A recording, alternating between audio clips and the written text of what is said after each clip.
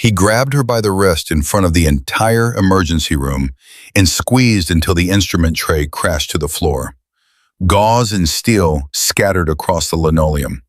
"Pick it up," Dr. Grant Holloway said, loud enough for every nurse, every tech, every patient to hear. "Pick it up and get out of my department before you kill someone." She dropped to her knees, hands shaking, head down. Not one person in that room moved to help her. Not one person knew that the woman on her knees held the Navy Cross, had been declared dead by the United States Navy, and that within the hour, a 2-star admiral would walk through those doors with armed SEAL operators and speak a single word that would shatter everything this hospital believed. Stay with me through this whole story. Subscribe right now and don't miss a second. And drop a comment telling me what city you're watching from. I want to see how far Phoenix flies. Kira Ashford poured her coffee at 7:12 in the morning, and she already knew she wouldn't finish it. She never did. Finishing meant standing still. Standing still meant someone might look at her, and Kira Ashford could not afford to be looked at. She carried the cup to the supply cart in Trauma Bay 2 at Ridgeport General Medical Center and set it behind a box of gauze where nobody would see it. Then she started counting hemostatic dressings, touching each one, moving the oldest to the front, reorganizing the layout in a way that made sense to her hands, even if it made no sense to anyone else in this building. 3 weeks she'd been here, 21 days of 12-hour shifts, long enough for people to learn her name, not long enough for a single one of them to remember it without checking the schedule. She snapped the elastic band on her right wrist, a quick, sharp pop against the skin. It was the only sound she made that wasn't required by her job. Deborah Crane, the charge nurse, had given up trying to bring Kira into the fold after 5 days. Invited her to lunch twice, got one-word answers both times, stopped asking. The other nurses followed Deborah's lead because that's how hospitals work. The charge nurse sets the social temperature, and Kira Ashford had been marked as cold. Her travel file had arrived a week before she did. The clinical evaluation said unremarkable. Her skills assessment said competent. Her personality notes said quiet. 3 words that painted a picture of a woman nobody needed to think about, and that was fine. That was the whole point. The sound hit her ears before the voice did. Leather shoes on linoleum, expensive ones. A stride that didn't hurry because the man attached to it believed the world would wait. Doctor Grant Holloway came around the corner into Bay 2 and stopped at the supply cart like he'd found a crime scene. He was 36, 6 feet, dark hair styled with product that caught every light in the room. White coat so clean it could have come from a catalog. Tag Heuer on the left wrist.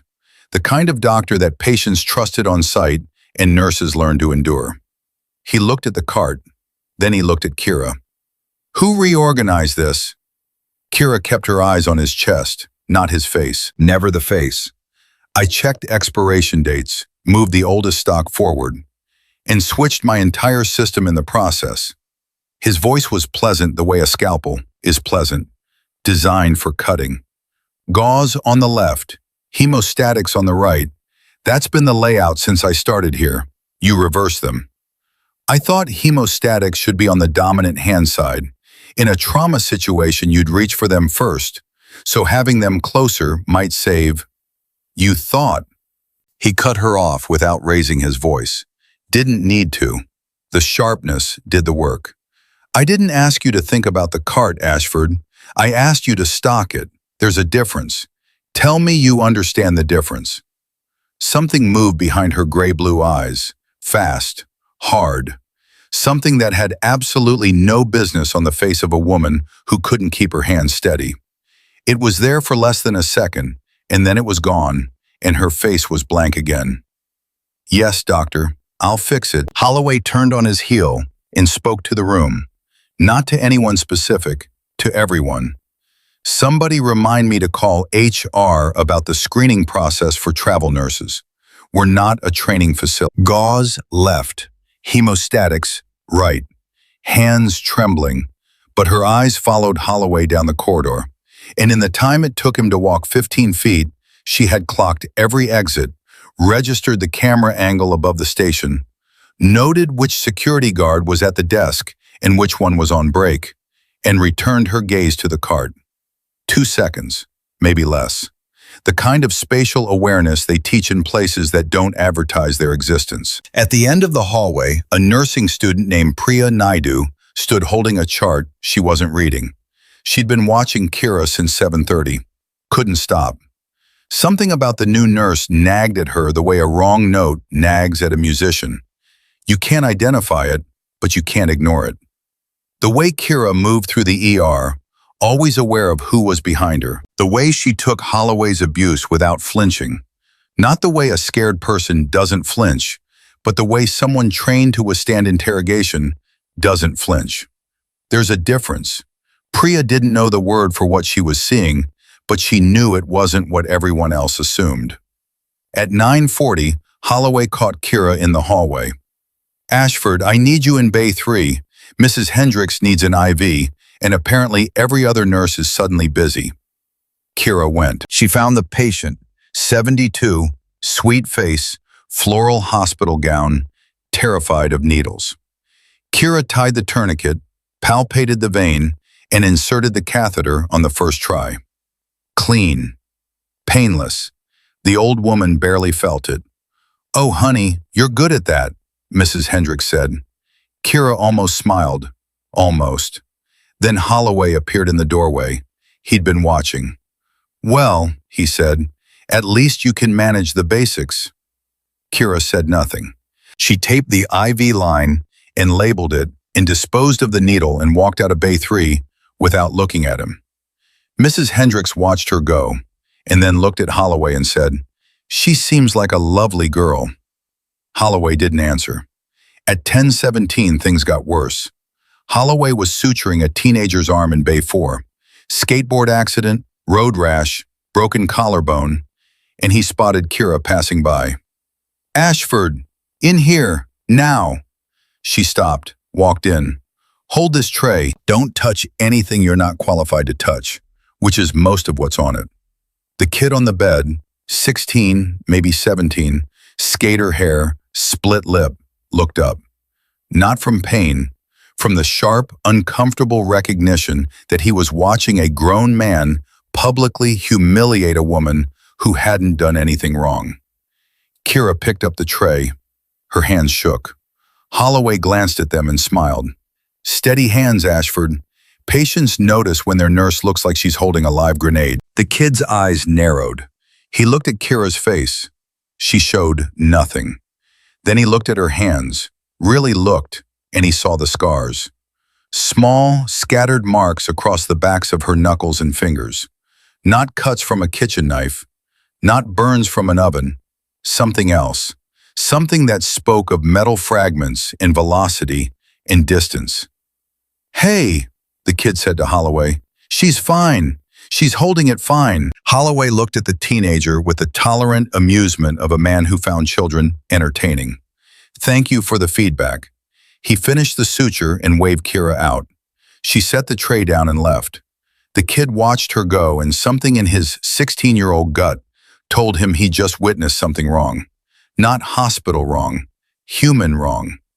Liam Shelby caught Kira outside the medication room at 10:40. He was 28, dark circles under his eyes, second-year resident, still idealistic enough to think kindness mattered in a building that rewarded efficiency. Hey, Kira, don't take it personally. Holloway's like that with everyone. I know.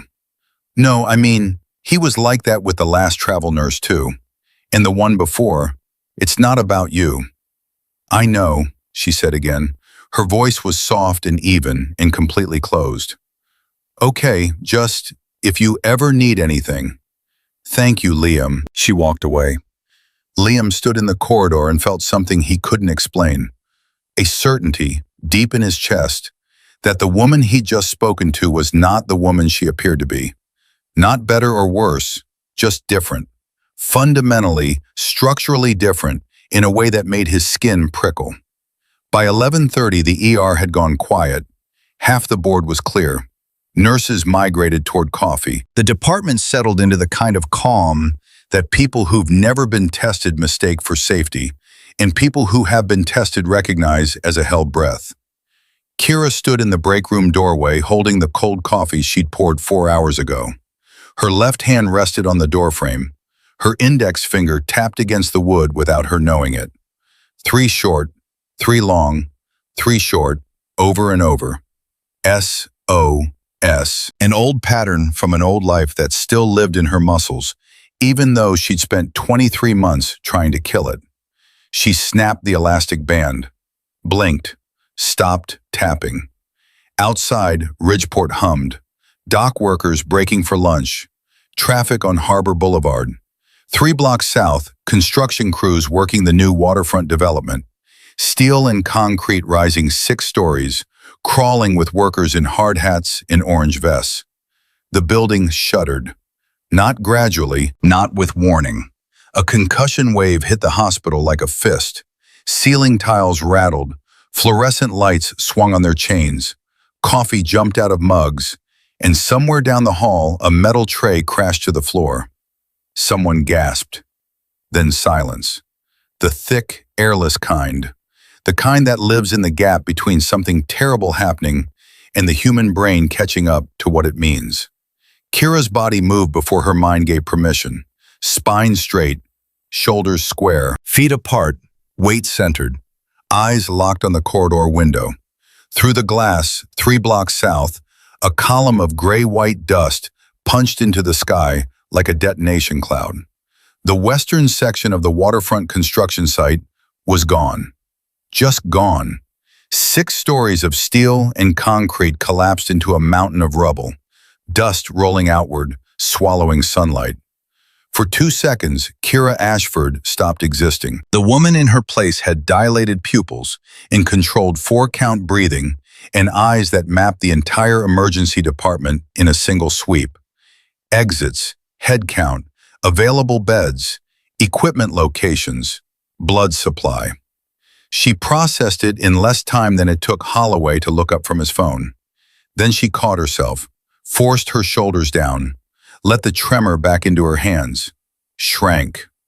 But Priya Naidu had been watching from 20 feet away, and Priya had seen it, all of it. The 2-second transformation, the posture shift, the eyes that went from a frightened nurse's eyes to something Priya had only seen in war documentaries.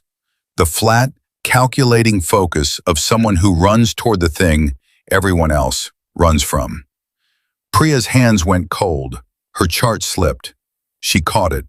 She didn't understand what she just witnessed, but she understood that everything she'd assumed about Kira Ashford was wrong. The intercom crackled. Code MCI, Emergency Department. All available personnel report immediately. Code MCI. Mass casualty incident.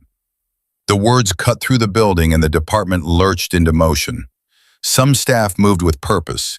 Most moved with the stiff, panicked energy of people who trained for this on a PowerPoint slide and were now discovering that real emergencies don't come with bullet points. Holloway strode to the nurse's station, grabbed his tablet, set his jaw in the expression of a man who believed he was the answer to every crisis.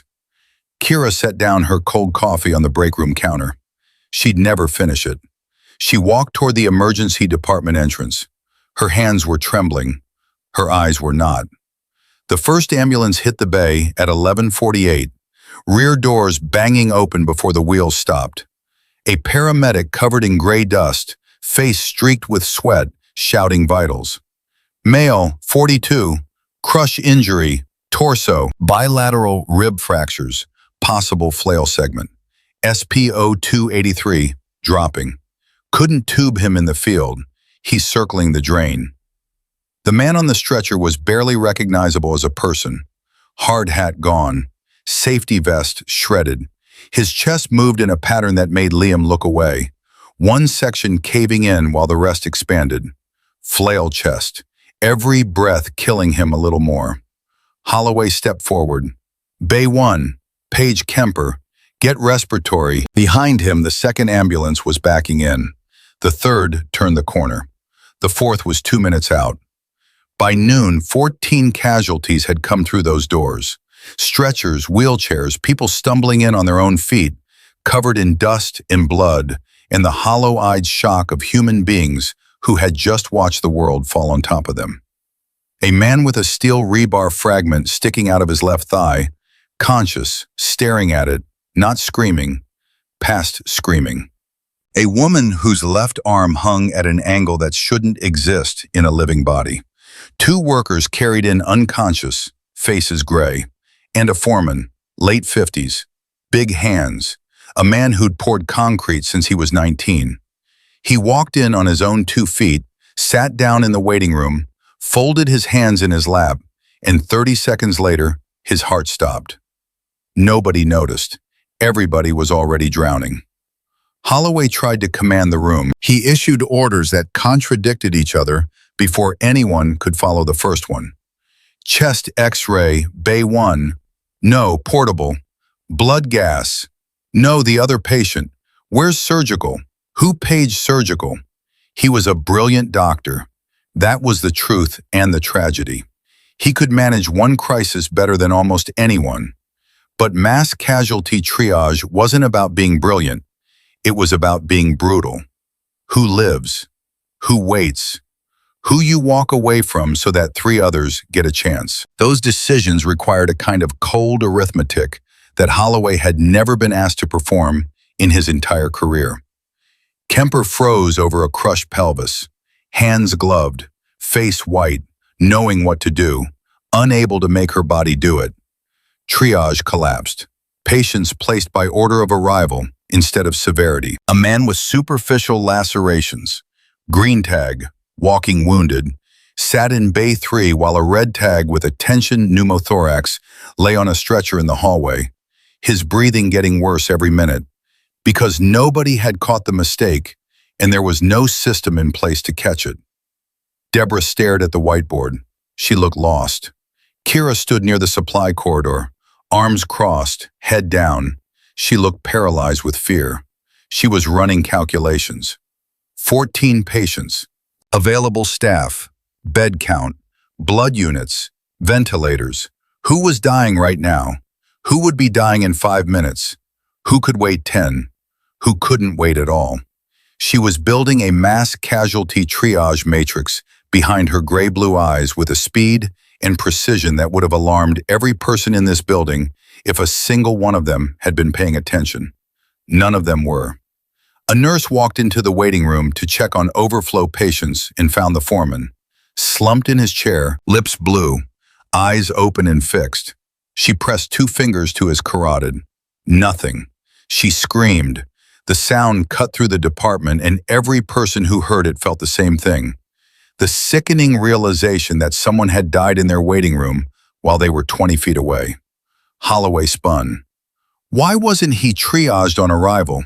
He walked in, someone should have assessed him immediately. Deborah's voice came back raw and cracked. With what staff, Grant? There are 14 patients, 3 nurses, and you. You want to explain how I triage a waiting room and manage resus simultaneously with 0 support? That is your responsibility, Deborah. My responsibility is impossible right now. I have been telling you for 2 years that we need an MCI protocol, and you said it was a waste of budget. Holloway's jaw tightened. He didn't answer, because she was right, and they both knew it, and so did everyone listening. Then the hallway. The red tag on the stretcher made a sound that stopped every heart within earshot. A wet, desperate, drowning gurgle. The sound of a chest cavity filling with trapped air, crushing the lung flat, pushing the heart to the wrong side of the chest, shutting down blood flow. His eyes bulged. His hands clawed at the stretcher rails. His skin was going gray. Liam reached him in 4 steps, stethoscope on the chest. No breath sounds left side, trachea pushed right, neck veins bulging, textbook tension pneumothorax. He knew what it was. He'd studied it, tested on it, rehearsed it in simulation. He had never done it on a man who was dying in front of him. "Dr. Holloway," he called. His voice cracked down the middle. "I need help, Bay 1. I mean the hallway. I need... Holloway was in Bay 1, didn't respond. Whether he didn't hear or chose not to, the result was identical. Liam looked at the patient. The patient looked at Liam. And in that look was everything. The raw, animal understanding of a man who could see that the person responsible for saving his life didn't know how. His lips moved, one word, no sound behind it, just the shape of it on dying lips. Please. Liam's hands were shaking so badly he could barely hold the stethoscope. Kira was beside him. She didn't run, she didn't shout. She walked with a stride that ate ground, and somewhere between the supply corridor and the hallway, her entire body changed. Shoulders opened, chin came up, spine locked straight. The tremor in her hands stopped. Not faded, stopped, like a circuit switching off. And the woman who arrived at that stretcher was not the woman who had been hiding in oversized scrubs for 3 weeks. Needle decompression, she said. 14-gauge angiocath. Second drawer, right side of the cart. Liam turned. What? Who? He has a tension pneumothorax. His mediastinum is shifting. You have 60 seconds before he codes and dies in this hallway. Get me the needle. Her voice hit him like cold water. Clear. Projected. Carrying an authority so total and so natural that his body obeyed before his brain caught up. He grabbed the angiocath and put it in her hand. Kira pulled the man's shirt aside. Her left hand found the landmarks without hesitation. Second intercostal space, mid-clavicular line, and positioned the needle at 90 degrees. She advanced it through the chest wall. A sharp, violent hiss. Trapped air blowing out under pressure. The man's chest rose. Even. Symmetrical. His trachea shifted back to center. Color flooded his face like someone had turned on a light inside him. He gasped, huge, desperate, beautiful breaths filling both lungs, and his hand shot out and grabbed Kira's wrist with the grip of a man who had just been pulled back from the edge. You're breathing, Kira told him. You're going to keep breathing, I promise. She turned to Liam.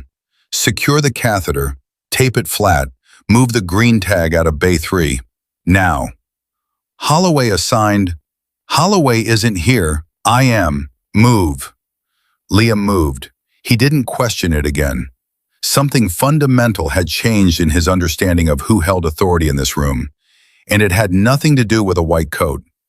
Kira was already at Bay 2, a construction worker with a deep femoral laceration. High in the groin, too high for a tourniquet. Kemper had tried, failed. Blood was pooling beneath the stretcher, dark and spreading. Kira planted both hands over the man's inguinal region and drove the femoral artery against the pelvic bone with everything she had. The patient screamed. Kemper grabbed Kira's arm. What are you doing to him? Keeping him alive. Get me a vascular clamp. You have 90 seconds before his pressure bottoms out and he goes into irreversible shock. Kemper stared at her. Kira stared back. Whatever Kemper saw in those gray-blue eyes made her let go and call for the clamp. Kira held. 60 seconds. 90. 2 minutes. Arms locked, body weight forward, compressing an artery against bone, while the man beneath her hands screamed and bled, and lived because she would not let go. The clamp arrived. Kemper placed it. Bleeding stopped. Pressure stabilized. Kira pulled her red-soaked hands away and was already moving. Hallway, crush injury, muffled heart sounds, distended neck veins, blood pressure crashing, Beck's triad, cardiac tamponade, blood filling the sac around the heart, choking it. Kira recognized it 3 seconds before the monitor alarmed. She grabbed a pericardiocentesis needle, positioned it below the xiphoid at 45 degrees toward the left shoulder, and aspirated 30 milliliters of blood from the pericardial sac. The heart kicked back into rhythm. The monitor steadied. A respiratory therapist 3 feet away said, "Where did she learn that?" Nobody had an answer. Bay 4, penetrating abdominal wound, blood pressure 72, heart rate 138, Skin cold, eyes rolling, surgery 20 minutes away. This man had three. Kira started the massive transfusion protocol. She found 2 IV access points in veins 3 nurses had already missed, external jugular and antecubital, both placed in under 15 seconds. She pushed tranexamic acid. She held pressure with one hand and pointed at Liam with the other. O negative, wide open. When the bag's done, hang another. Don't wait for type and cross. I can't authorize. I just authorized it. Liam, right now. He hung the blood. She talked him through bilateral chest tubes on the next patient, both lungs collapsing. Liam's hands were shaking again, but her voice held him steady like a hand on his shoulder. 5th intercostal space, mid-axillary line, blunt dissection, finger in, feel the pleural space. Good. Advance the tube. Don't rush. You're doing this right. Both tubes placed. Both lungs re-expanded. Liam looked at her with an expression he didn't have a word for. She was already gone. Chemical inhalation. Aggressive bronchodilator therapy.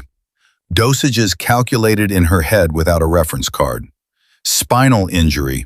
A 40-year-old father of 3 named Ray Delgado, crying, saying he couldn't feel his legs. Kira knelt beside him and put her hand on his shoulder. Ray, I need you to listen to me. Don't move your head.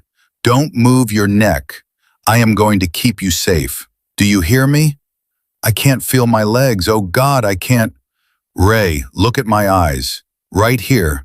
You are going to be okay, but I need you still. Completely still. Can you do that? Yeah, he was sobbing. Yeah. Good man. You're doing so good, Ray. She immobilized his cervical spine with a backboard and tape, and a steadiness that came from having done this in places where the patients were bleeding out on dirt floors, and the nearest hospital was a helicopter ride through hostile airspace. When she finished, she kept her hand on his shoulder for 2 extra seconds. That was all. But Ray Delgado would remember those 2 seconds for the rest of his life. 12:46. 47 minutes since the first ambulance. 10 critical patients. 10 who should have coded and died on stretchers in a hospital that wasn't ready for them. 10 now breathing, stable, in surgery, alive. Because a travel nurse no one respected did things that the senior staff couldn't do on their best day. The department went quiet, the deep, hollowed-out silence of people who had been through something they didn't yet have words for. Nurses stood against walls staring at nothing.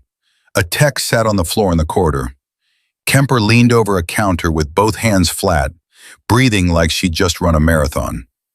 Holloway stood at the nurse's station. 1 blood smear on his coat sleeve, not from saving anyone.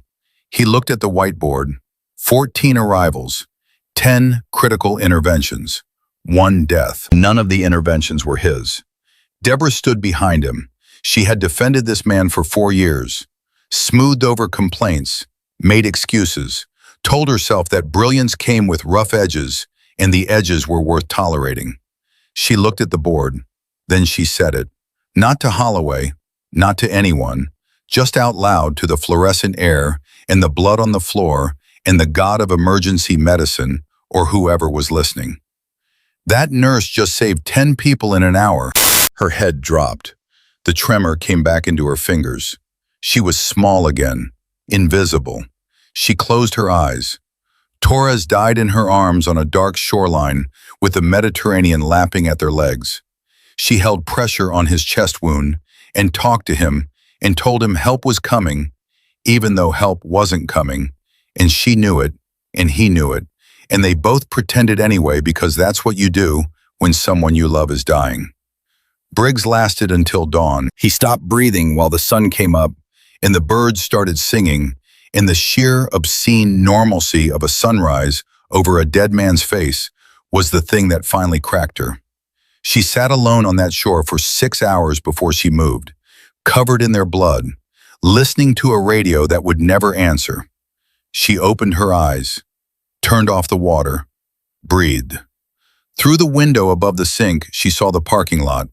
3 black Chevrolet Suburbans, government plates, pulling into the entrance in a formation she recognized in her bones. Tactical angles. Exit lanes blocked. Security positioning. Her wet hands gripped the sink, knuckles white. Shrapnel scars stretched tight across bone. She knew those vehicles. She knew what that formation meant.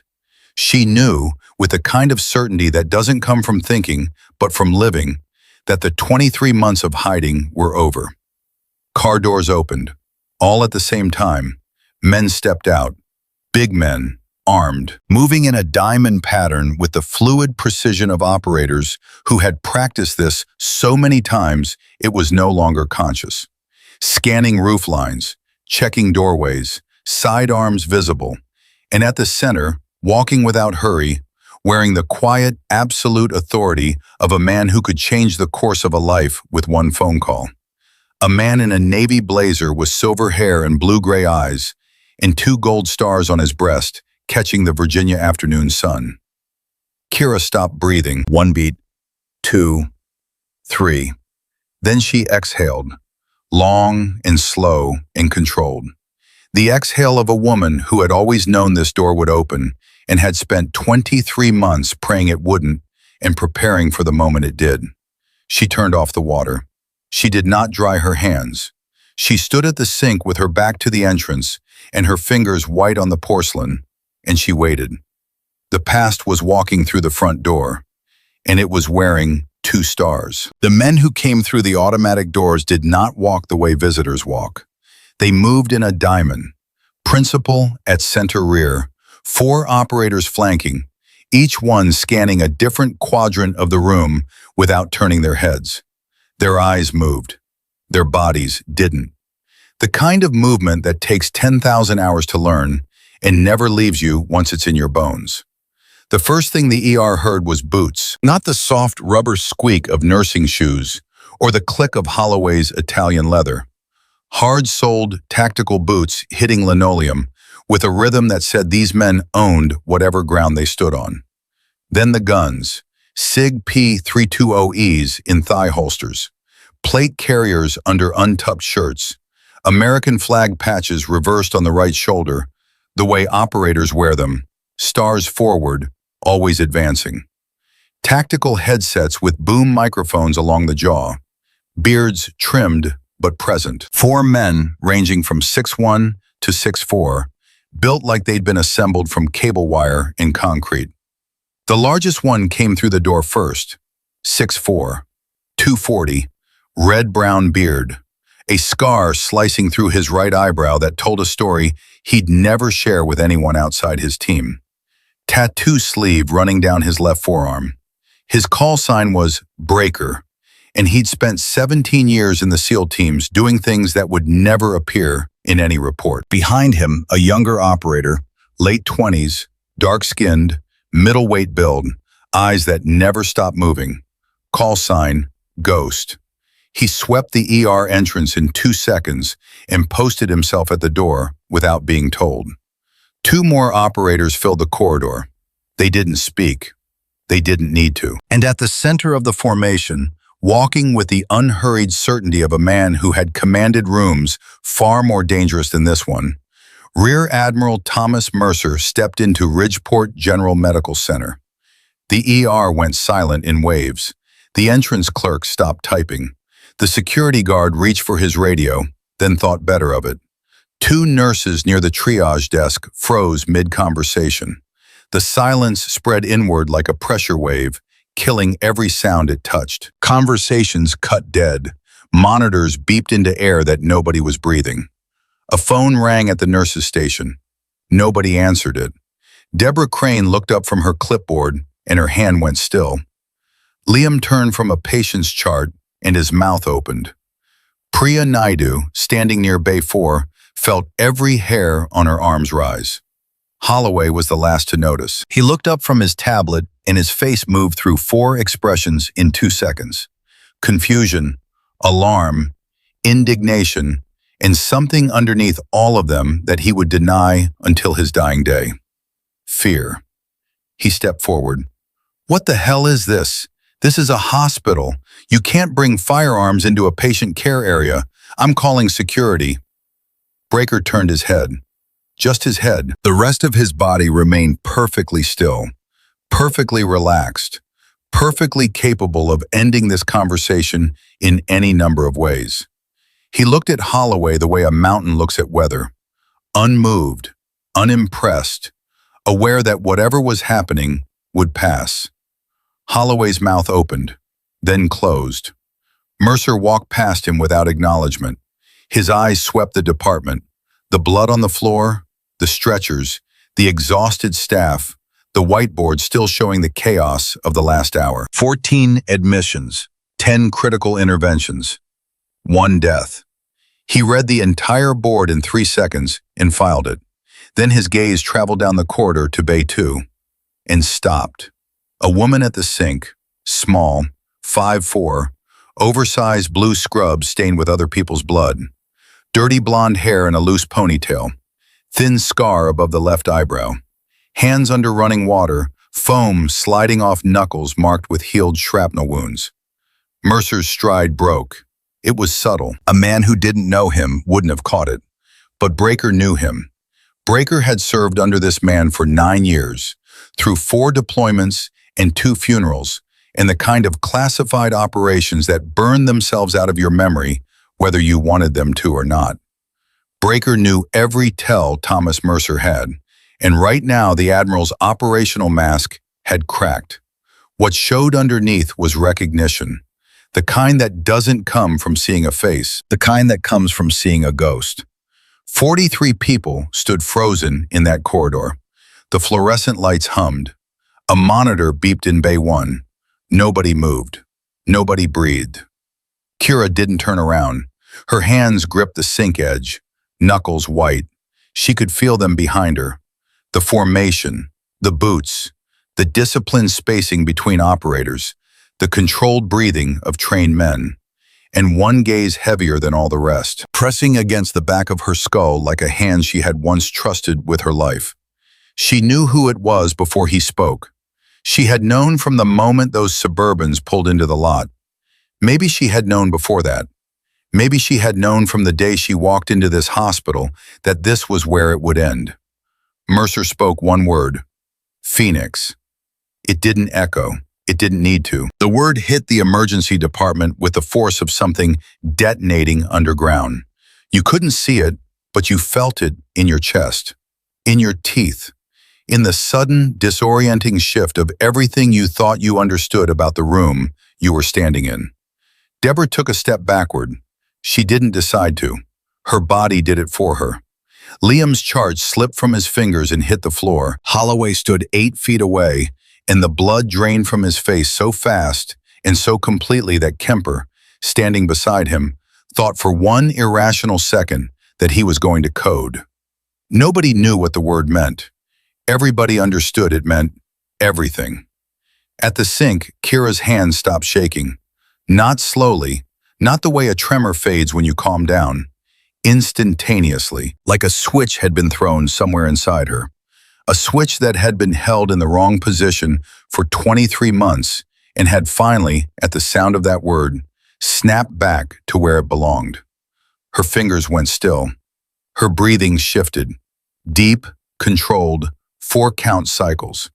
Her spine straightened, 1 vertebra at a time, and though she didn't grow an inch, she seemed to gain 3. The shoulders that had been curved inward for 3 weeks pulled back. The head that had been tilted down came up. She turned around. Same face, same gray-blue eyes, same scar. Same woman who had knelt on the floor that morning to pick up a scattered instrument tray while a doctor stood over her and the whole department watched.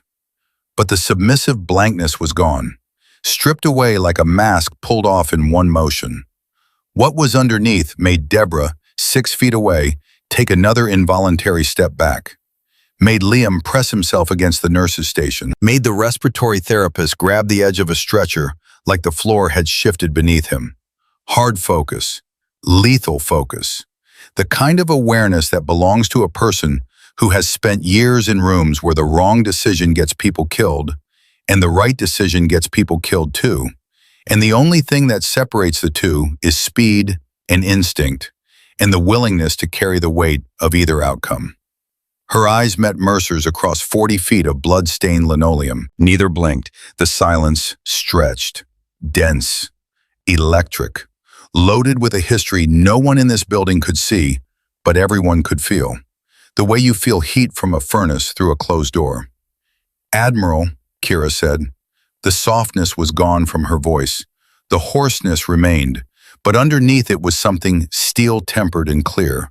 The voice of someone who had given orders in helicopter noise and gunfire, in the screaming chaos of a night maritime insertion gone wrong. Mercer stepped forward. His jaw was tight.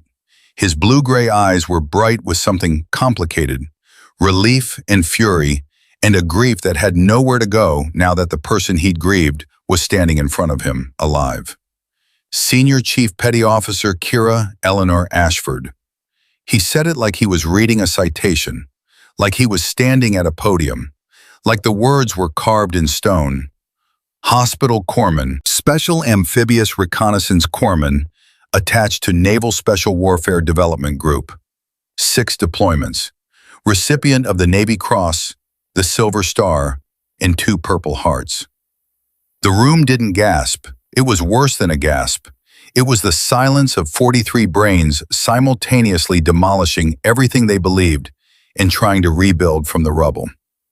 Mercer paused. His voice dropped. Reported deceased. Operation Black Compass. 23 months ago. Holloway made a sound, not a word, just a sound, a small, strangled exhale, like someone had punched him in the stomach from the inside. He looked at Kira, the trembling nurse, the liability, the woman he'd told to pick up a tray off the floor that morning, the woman whose hands he'd mocked in front of a 16-year-old patient. Navy Cross, 6 deployments, declared dead. His face went through something that would have been satisfying to watch if it wasn't so pathetically human. The total, irreversible collapse of a man's certainty about his own judgment. Liam stood behind the station. His mind was replaying every moment from the last hour. Kira's voice cutting through the chaos, her hands steady on the needle, her eyes reading patients faster than the monitors. The way she had guided him through procedures with the patience of someone who had taught them 100 times under conditions that made this ER look like a classroom. He had assumed she was a gifted nurse having the shift of her life. She was a combat-decorated Special Operations Corpsman who had been pretending to be less than she was for 23 months. Priya stood near Bay 4. She wasn't shocked. She was nodding, slowly, almost imperceptibly. The answer she'd been chasing since 7:30 that morning, the thing she couldn't name about the way Kira moved, the way she absorbed cruelty, the way her eyes swept rooms with tactical precision, had finally arrived.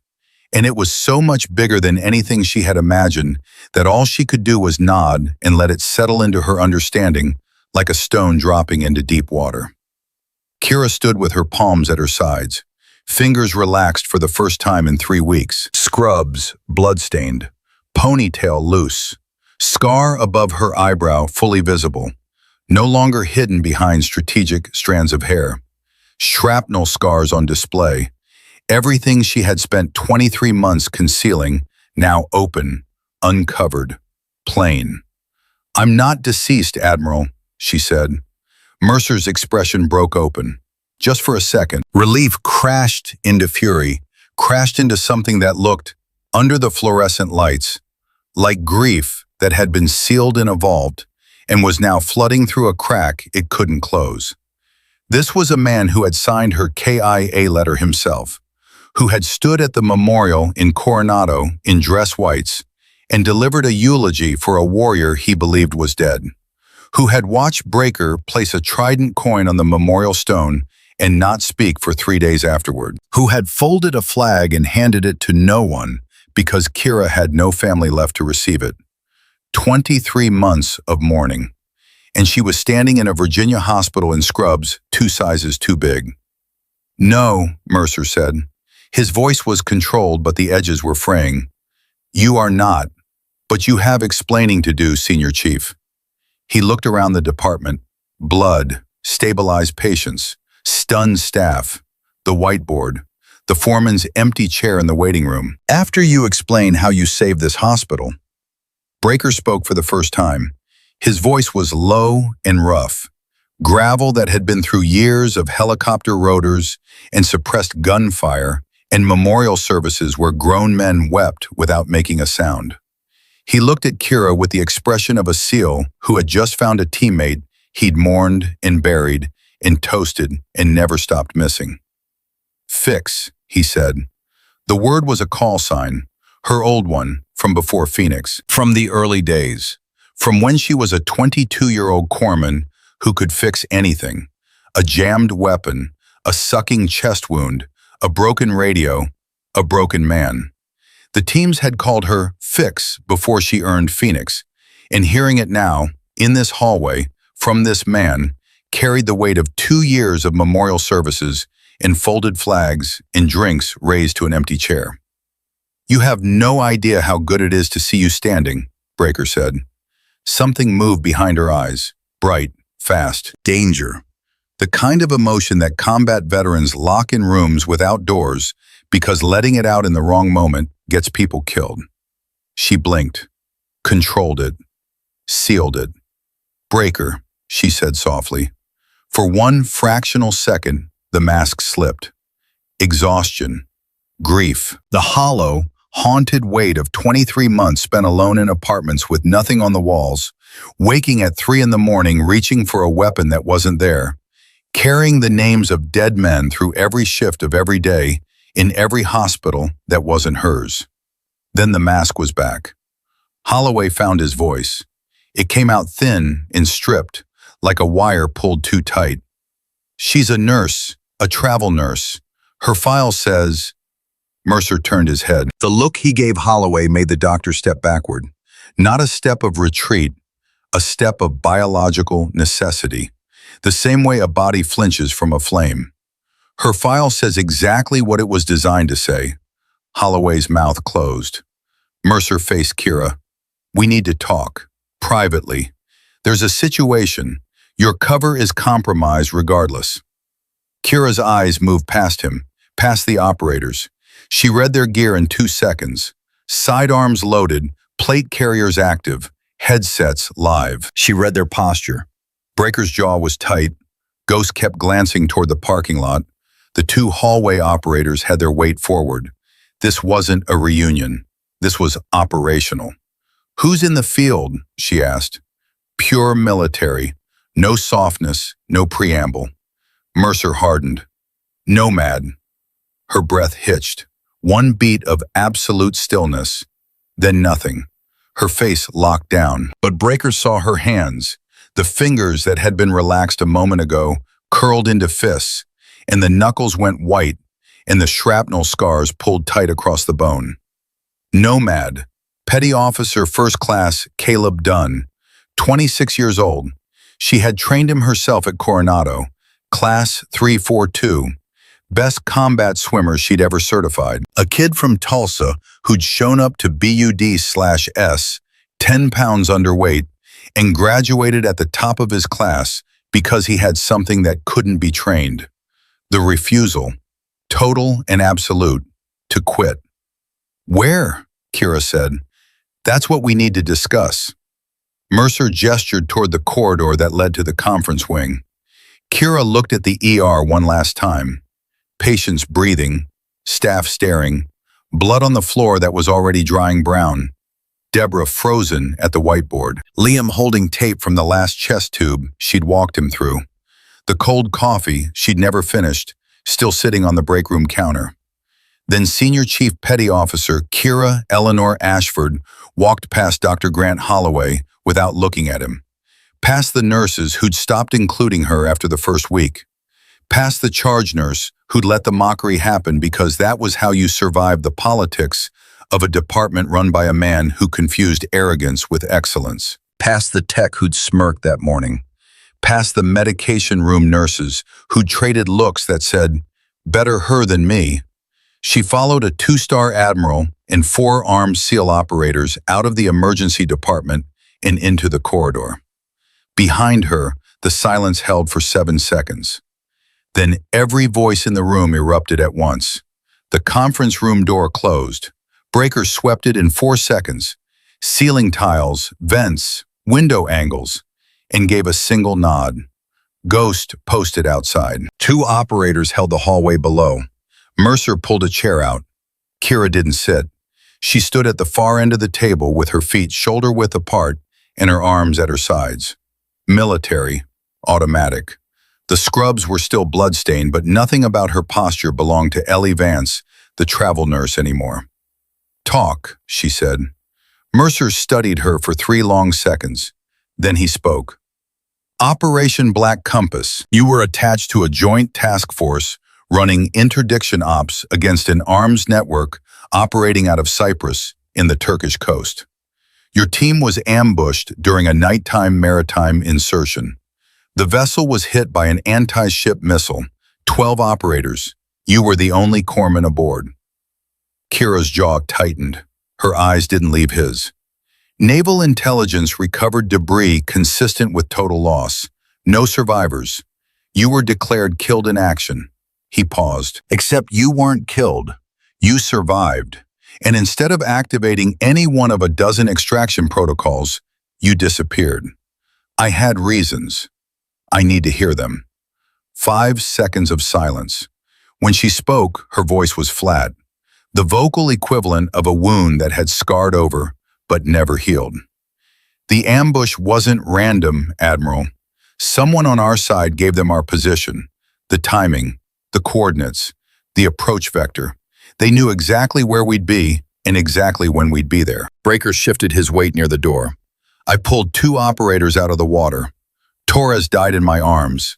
Briggs lasted until dawn." She paused. The pause was longer than it should have been, and neither man interrupted it. "After Briggs, I was alone on a hostile shoreline with no comms, no extraction, and the certainty that someone in our chain of command had sold us to the people who killed our team." Mercer's face didn't change, but his hands, flat on the table, pressed harder. "I survived. I made it to the Turkish mainland. I had contacts, assets I'd built during previous deployments. I used them to get out, but I couldn't come back. If whoever ordered that ambush found out I was alive, they'd finish the job. So I stayed dead." "You became a ghost," Mercer said. "I became a nurse. 3 hospitals, 2 years, different names, different cities, always watching, always listening. Did you find who sold us out? Pieces, not enough, not yet." Mercer reached into his blazer and pulled out a tablet. He placed it on the table and slid it across to her. The screen showed a satellite image, a compound in forested mountains, surrounded by a perimeter wall. "Virginia, Blue Ridge, maybe 90 miles west." "Nomad," Mercer said, "running surveillance on this compound for the past 3 weeks. Private military contractor called Iron Veil Solutions, flagged by NCIS for arms trafficking and unauthorized intelligence brokering. They had contractors on the periphery of our interdiction zone, support vessels registered to shell companies, but the personnel were Iron Veil, former Tier 1 operators, well-funded, well-connected." Breaker spoke from the door. "Connected enough to compromise a DevGru insertion." Kira met his eyes. "Connected enough to know our insertion schedule before we did." The air in the room changed. The temperature dropped. The implications of what she just said settled into the silence like ice forming on still water. The same network that killed her team 2 years ago might now be holding one of Mercer's operators. Mercer placed both hands flat on the table.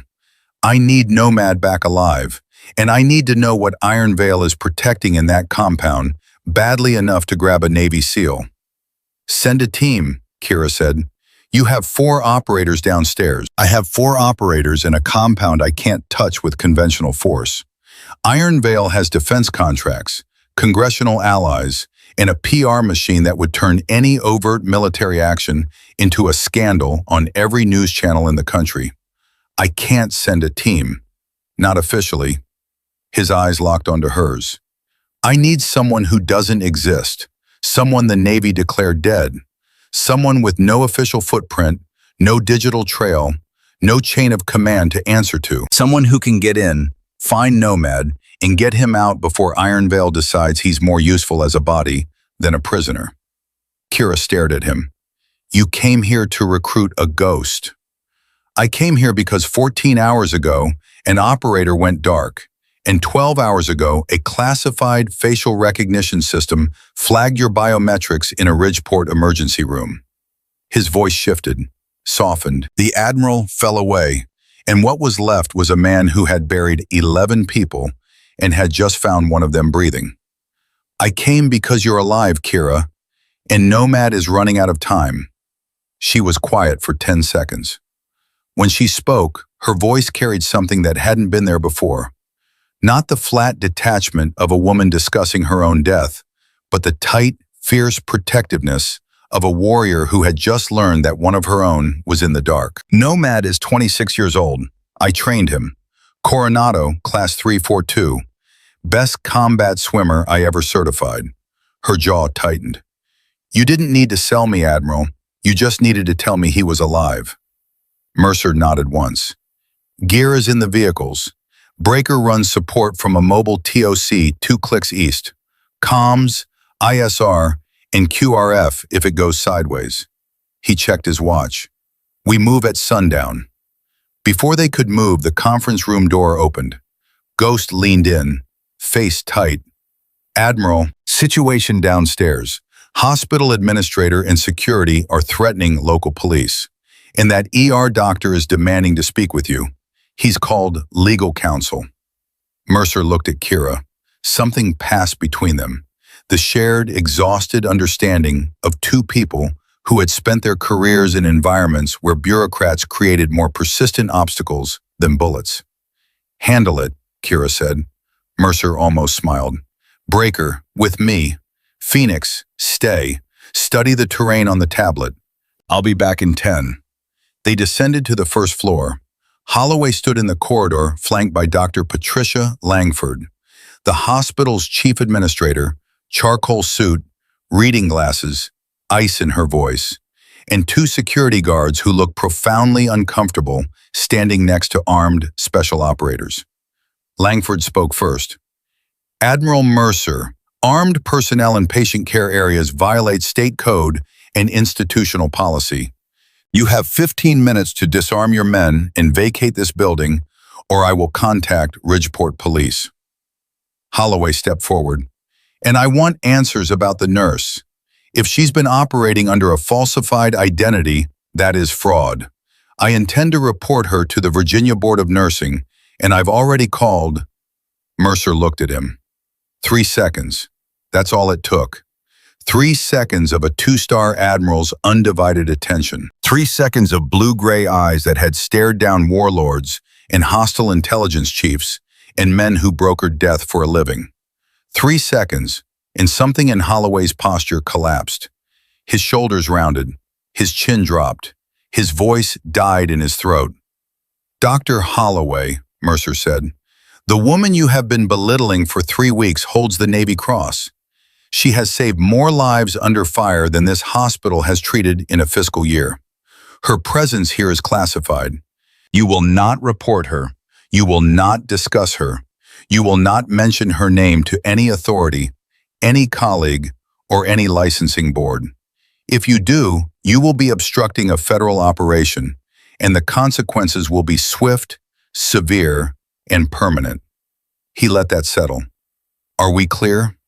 Holloway's face moved through anger, humiliation, and fear before landing on something that tasted like ashes in his mouth. He swallowed. He nodded once. Mercer turned, took 2 steps, then stopped and spoke without looking back. This is over, Doctor. He walked toward the stairs. Breaker followed. At the base of the stairwell, Mercer spoke over his shoulder to Langford. 15 minutes, Dr. Langford. Then we're gone. You have my word. Upstairs, Kira stood at the window with the tablet in her hand. She had memorized the compound layout in 4 minutes. Perimeter walls, guard rotations estimated from satellite timestamps, building placement, vehicle patterns, tree lines, dead ground, thermal gaps, 3 possible infiltration corridors.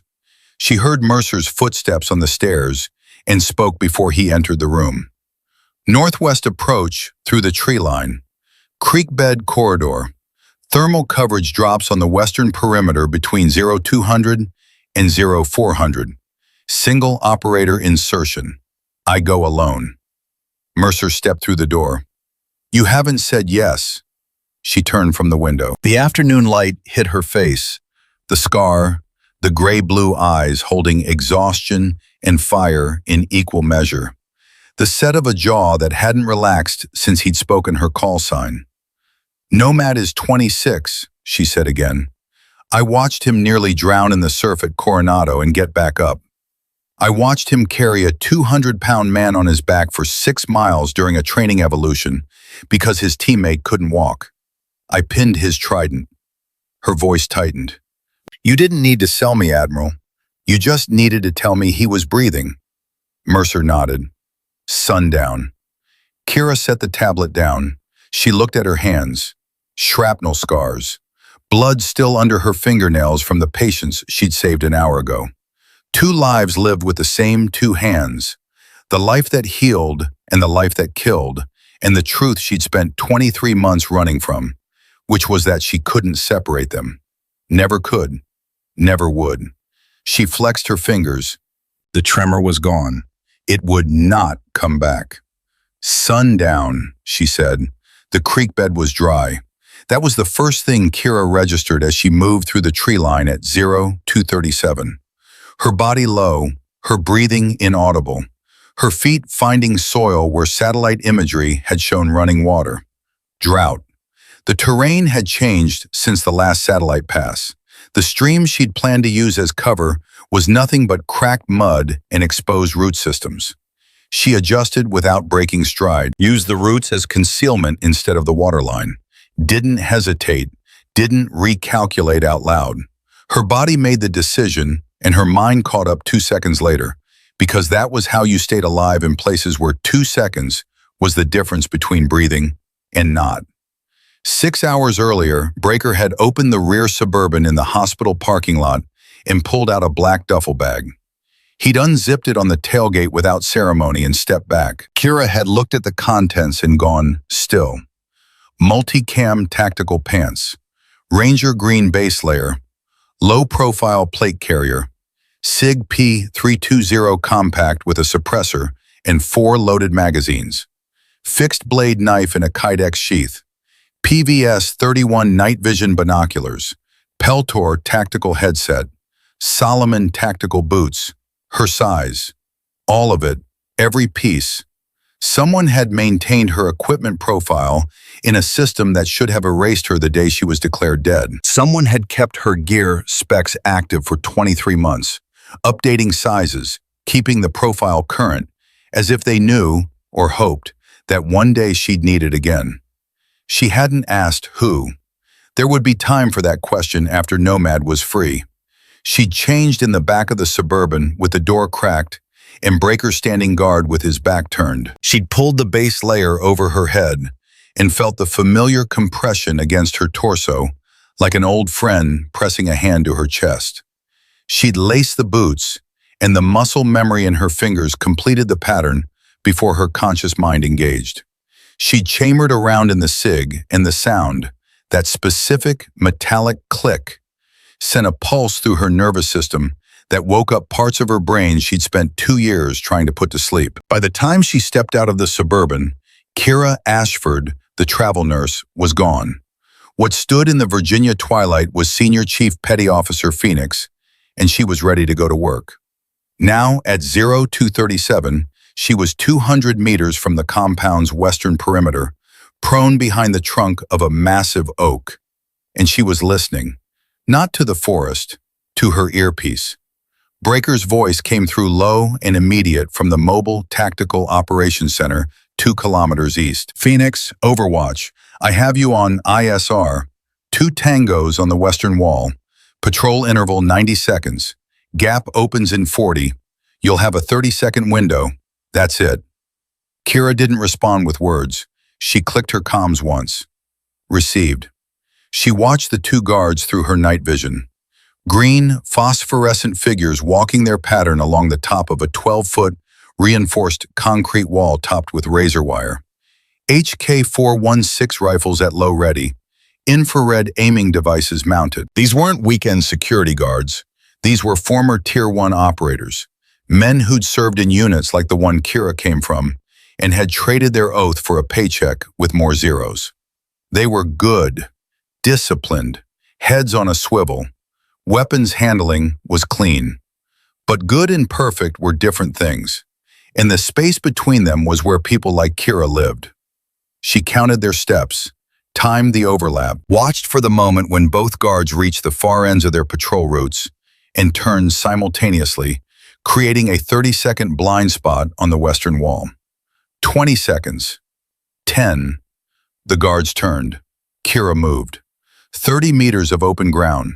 She covered it in 7 seconds, running low, feet landing toe to heel on soft earth, staying beneath the arc of the thermal camera mounted on the wall's edge. She hit the base of the wall, pulled the titanium grappling hook from her chest rig, rubber wrapped to kill sound, and threw it in a single, fluid motion. The hook caught. She climbed 12 feet in 4 seconds, using her arms and the wall's texture, boots finding purchase on concrete. At the top, she rolled over the razor wire using her plate carrier as a shield, the ceramic plates absorbing the barbs, and dropped inside in a controlled fall, knees bent, absorbing the impact through her legs. The sound she made was no louder than a book falling on carpet. She was inside Ironvale's compound at 0239. "Phoenix, you're over," Breaker said in her ear. 2 tangos holding pattern on the wall. You're clear for 60 seconds. Kira moved along the shadow line between the wall and the nearest outbuilding. Gravel paths connected the structures, but the spaces between buildings pooled with darkness. She stayed in it, counted seconds against the patrol intervals in her head, breathed through her nose in controlled cycles. The detention structure sat apart from the main buildings, a squat, reinforced box half sunken into the ground. Steel door, no windows, the kind of structure built for one purpose. She was 40 meters from it when Breaker's voice tightened in her ear. "Phoenix, be advised, 2 tangos exiting main building, east door, moving your direction, 20 meters in closing." Kira pressed her back against a generator housing and went still. Not just physically still, operationally still.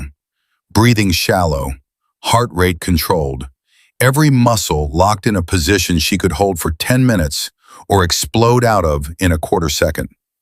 2 men walked past 6 feet away, close enough for Kira to smell cigarette smoke on the lead man's jacket, close enough to hear their conversation. Shift change at 0300.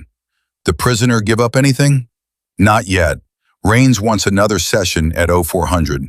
Says the guy's tough, but everybody breaks eventually." "What's Colburn say?" "Colburn says if he doesn't talk by morning, we go to enhanced measures." The men passed. Their footsteps faded on gravel. Kira exhaled through her nose. 2 pieces of information, each one critical. First, Nomad was alive and hadn't broken. Second, they had until 0400 before the next interrogation session. That gave her less than 90 minutes. And a name. Colburn. The man running intelligence for Ironvale. She filed it. She moved. The detention building's door had a keypad lock and a deadbolt. Kira pulled a bypass module from her chest rig, a compact device that read electromagnetic signatures from recently pressed keys and generated probable combinations. It cycled through possibilities for 11 seconds while Kira held the SIG in her right hand and watched the compound behind her. The lock clicked. She holstered the bypass module, drew the suppressor tight on the SIG's barrel, and opened the door with her left hand.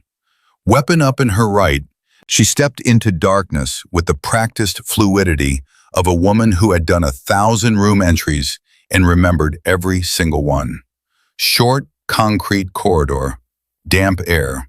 The smell hit her immediately: sweat, blood, antiseptic, and something metallic underneath. She knew that combination. She'd encountered it in field interrogation sites in 3 different countries. It was the smell of a human being in sustained pain. The corridor ended at a steel bar door. Behind it, a single cell. Nomad was on the floor. Petty Officer First Class Caleb Dunn had been reduced to a hunched figure with his wrists zip-tied to a pipe above his head. His face was swollen beyond easy recognition. Left eye shut completely, lips split in 2 places, jaw bruised purple and black. His shirt had been cut away. His torso told the story of what had been done to him. Blunt force impacts across the ribs, 2 shallow blade cuts on the left side, circular stun device burns between the ribs. Systematic, methodical, professional. His one good eye opened when the door moved. His body tensed, the instinctive, whole-body readiness of a SEAL who expected the next round of pain and was preparing to endure it. Then his eye focused through the dark, found the shape in the doorway. Small, armed, moving with a fluidity that bypassed his conscious mind and spoke directly to his training. The way a musician recognizes a melody from the first 3 notes. His cracked lips moved. Phoenix? His voice was destroyed. Raw from screaming or refusing to scream. It was impossible to tell which. But the word came out carrying something that pain hadn't been able to touch. Hope. Kira was already at the bars. She examined the lock. Mechanical, heavy-duty, no electronic bypass possible. She holstered the SIG, pulled the fixed blade from her belt sheath, and wedged it into the lock housing at an angle she'd practiced on similar mechanisms during SEER school, until her instructors told her to stop because she was embarrassing the other students. 2 minutes of precise, silent work. Metal on metal. Controlled torque. The lock surrendered with a soft click. The door swung open. She knelt beside him and cut the zip ties with one clean pull of the blade. His hands dropped, and he gasped. Not from pain, but from the sudden, overwhelming relief of blood returning to fingers that had been numb for hours. She checked him with her hands. Carotid pulse, 112, elevated but strong. Pupils reactive in the good eye. She palpated his rib cage, bruised, not broken. The blade cuts were superficial, designed to cause pain without permanent damage. The stun burns were angry and red, but not dangerous. Hurt, but operational. Corman's verdict. "Can you move?" she asked. "I can run if you give me a reason." "The reason is behind me, and they have guns." He almost smiled. His lip cracked open further, and blood ran down his chin, and he didn't care. "Phoenix, you're dead. They told us you were dead. Mercer held a memorial. Breaker put his trident on your stone." "Everybody keeps telling me that." She pulled him to his feet. He swayed, grabbed the pipe, steadied himself, locked his jaw. She watched his eyes and saw what she needed to see. The flat, focused look of an operator who had assessed his own condition and decided he was combat effective regardless of what his body was telling him. "Stay behind me," she said. "Move when I move. Stop when I stop. Do not deviate." "Copy." They exited the detention building at 0253. Kira keyed her comms. "Overwatch, Phoenix. I have Nomad. Moving to Exfil Alpha." Breaker came back tight. "Phoenix, be advised. Main building just lit up.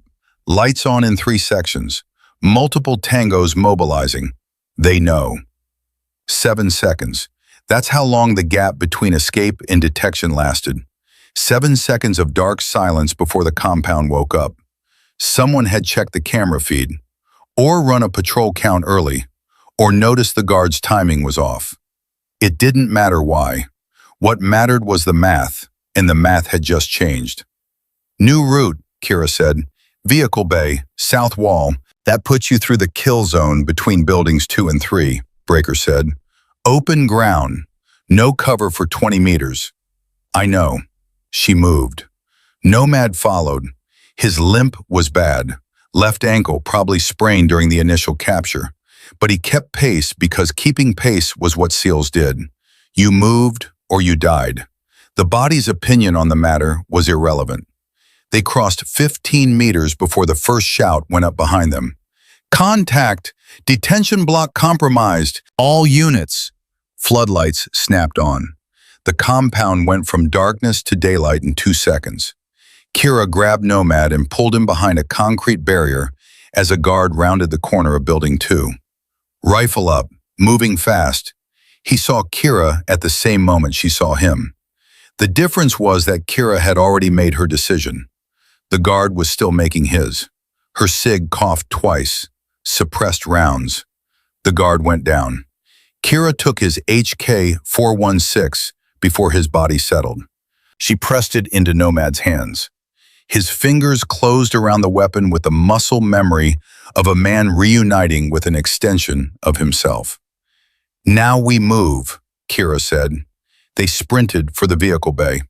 Open ground, floodlights, gravel crunching under their boots.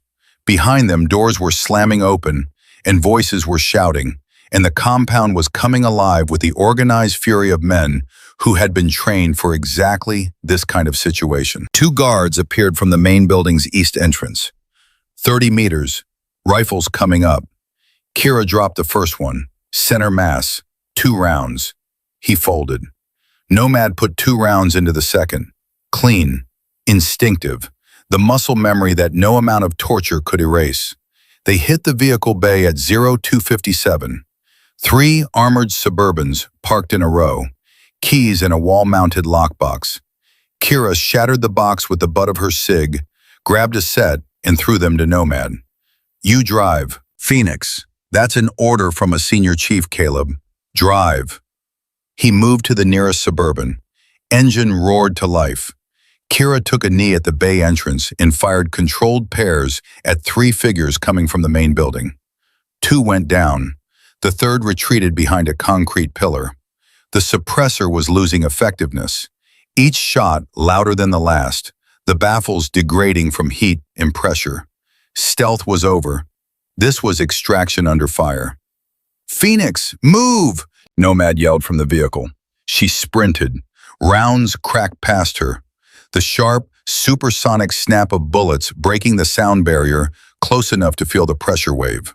She threw herself into the passenger seat as metal pinged off the Suburban's armored panels. Nomad floored it. The Suburban lunged forward and Kira grabbed the dashboard as the vehicle aimed at the south perimeter gate. Chain link reinforced with steel bars. Breaker, she keyed. Phoenix coming out hot through south perimeter. Need QRF at Rally Point Bravo. Copy. QRF moving. 4 minutes. The Suburban hit the gate at 60. The impact threw them both forward against their restraints. Steel screamed against steel. Sparks exploded across the windshield. The gate tore apart like paper, and they were through. Gravel spraying, engine roaring, headlights cutting through Virginia darkness. Nomad drove with one good eye locked on the road and his swollen hands white on the wheel. For 30 seconds, the only sounds were the engine and their breathing. Then Nomad spoke. Phoenix, they were asking me about Black Compass. Kira's blood went cold. Not metaphorically, she felt the temperature drop in her extremities as her body shunted blood to her core. A physiological response to threat that no amount of training could override. They knew everything, Nomad continued. His voice was strained, raw, but controlled. He was delivering a debrief, and he was going to finish it.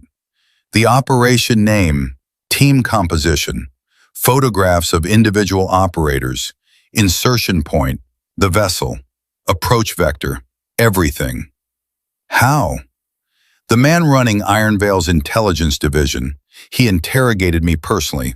4 sessions. He had files, Phoenix, physical files, printed photographs, operational details that never existed outside of JSOC classified networks. Who? He introduced himself as a retired Navy captain. Said he was an old friend of Admiral Mercer's. Nomad's one good eye flicked to Kira's face. He said his name was Colburn. Captain James Colburn. The Suburban's engine was the only sound for 5 full seconds. Kira's hands rested on the HK-416 across her lap. Her knuckles went white. The shrapnel scars pulled tight. She stared through the windshield at the dark road and saw nothing, because she was 23 months and 4,000 miles away, standing on a beach in Cyprus, holding Torres while he bled out. And now she knew. Now she finally knew who had put them on that beach. James Colburn. She had served under him. He had attended her promotion ceremony. He had shaken her hand and called her an asset to the teams, and she had saluted him and felt proud. He had signed her deployment orders for Operation Black Compass. He had known the insertion coordinates, the timing, the team roster, the vessel identification. He had known everything because it was his job to know everything. And he had taken that knowledge, every detail, every name, every life, and sold it to the men who were waiting in the dark with an anti-ship missile. 11 operators died. Torres, Briggs, Williams, Kowalski, Park, Henderson, Okafor, Singh, Reyes, Tate, Morrison. 11 names she carried every single day. 11 ghosts she spoke to in the dark hours when sleep wouldn't come. James Colburn killed them. He wanted to know if anyone survived besides me, Nomad said. Specifically, he asked about a female corpsman. He asked 3 times, different ways. He already knew you were alive, Phoenix. He was looking for confirmation. Kira closed her eyes for 2 seconds. When she opened them, whatever had been human and soft in her expression was gone. What remained was operational, cold, the face of a woman who had just acquired a target. How long did he interrogate you? 4 sessions, 6 hours total. I gave him nothing. You're sure? Phoenix, the day I break under interrogation is the day they bury me. He got nothing. She looked at him. 26 years old, face beaten to pulp, wrists raw from zip ties, and he hadn't broken. She had trained him well. Good man, Caleb. They reached Rally Point Bravo at 0319. Breaker was already there. Mobile TOC set up in a clearing off a fire road, 2 Suburbans idling, Ghost and the remaining operators forming a security perimeter. Kira stepped out first. Nomad came around the hood, limping, carrying the captured HK-416 like he'd been born with it. Breaker looked at Nomad's destroyed face, and something moved in his expression that 17 years of special operations had taught him to never show in front of other operators. He pulled Nomad into a one-armed embrace, brief, total, the kind of contact that carried everything words couldn't. 2 years of memorial toasts, empty chairs, trident coins left on stones, and the specific grinding grief of losing someone from your team and never being the same afterward. Good to have you back, brother, Breaker said. Good to be back, Senior Chief. Kira opened the medical kit and went to work under red-filtered light. She cleaned Nomad's facial wounds with saline, applied butterfly closures to the split lips, checked his pupils, 3 millimeters bilateral, equal and reactive. She palpated every rib, dressed the blade cuts with hemostatic gauze, treated the stun burns with silver sulfadiazine. Her hands moved with the economy of a corpsman who had treated worse injuries in worse conditions with fewer supplies and less time. Nomad watched her work. You haven't changed. You've gotten slower, she said without looking up. He laughed. It hurt. He did it anyway. Mercer arrived 20 minutes later in the 3rd Suburban. He stepped out, looked at Nomad on the tailgate getting his face stitched, looked at Kira's steady hands doing the stitching, and the tension in his shoulders released a fraction. The closest a 2-star Admiral comes to showing relief in front of his operators. He didn't ask if the mission was successful. The answer was sitting in front of him. Colburn, Kira said. Mercer's jaw set like someone had poured concrete over bone. Breaker relayed the debrief on comms, Mercer said. I heard. He signed my deployment orders. He had access to every detail of Black Compass: timing, coordinates, team roster, vessel identification. He sold 11 operators to an arms network and then retired and went to work running intelligence for the company that paid for the hit. Kira's voice was level, controlled. The kind of calm that experienced operators recognize as the most dangerous version of a person. Not the explosive anger, but the quiet, measured fury that had already calculated the trajectory and was simply waiting for clearance. Mercer was quiet for a long time. The Virginia night pressed in. Crickets, wind, the idle of 3 engines. When he spoke, his voice carried something beyond rank, beyond authority, something personal and broken and rebuilt. James Colburn was my roommate at Annapolis. He was the best man at my wedding. He pinned my trident the day I graduated BUD/S. He paused. And I will personally ensure he spends the rest of his life in a cell at Leavenworth. That is not a promise from an admiral, Kira. That is a promise from a man who buried 11 people because of him. Kira looked at Mercer's face and saw something she recognized. Grief turned to purpose. The specific, unbreakable resolve of a person who has been betrayed by someone they loved and has decided that the betrayal will not stand. Not today, not ever. She believed him, not because of the stars on his shoulder, because of the look in his eyes. NCIS takes point, Mercer continued. Iron Vale's compound is being secured by a federal task force as we speak. The evidence Nomad gathered before his capture, combined with what we recovered tonight, gives us enough to dismantle the network. He looked at her. His voice changed, softer now. The voice of a commanding officer speaking to someone he thought he'd lost forever. Your testimony will be critical, which means you can't be dead anymore, Kira. She stood still for a long time. Red filtered light on her face, blood on her hands, Nomad's blood, mixed with the dried remnants of the patients she'd saved at Ridgeport General 12 hours ago. 2 lives, 2 sets of blood, 2 versions of who she was, overlapping on the same pair of hands. 23 months, sleeping in apartments with blank walls, working shifts in hospitals where nobody knew her name, waking at 0300 and reaching for a weapon that wasn't on the nightstand, carrying 11 dead men through every day and telling no one, being no one. And now she was being asked to exist again. I know, she said. She looked down at her hands, flexed her fingers. The shrapnel scars caught the red light. The tremor was gone, completely, permanently.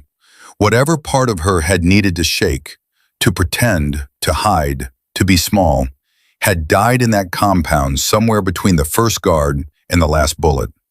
The woman who walked out of Iron Vale's perimeter was not the woman who had walked into Ridgeport General 3 weeks ago. She was the woman who had existed before all of it, before the ambush, before the beach, before the dead and the hiding and the cold coffee she never finished. She was Phoenix, and she was done being a ghost.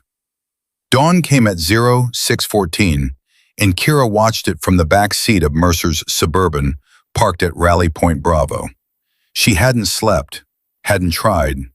Her body was running on something deeper than adrenaline, the strange electric calm that follows combat, when every nerve is still firing, but the target is down, and the only thing left is the reckoning with what you've done and what was done to you. Nomad was asleep in the adjacent vehicle.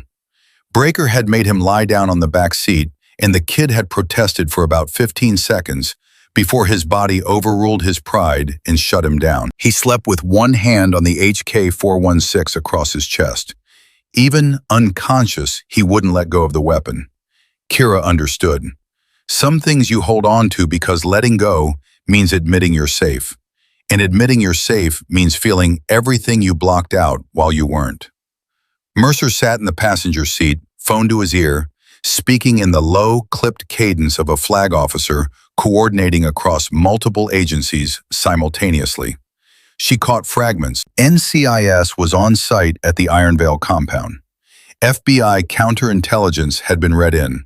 The evidence recovery team had found servers, hard drives, and a filing cabinet in the main building that contained physical documents, printed operational orders, satellite photographs, personnel files, with classification markings that should never have existed outside of a SCIF.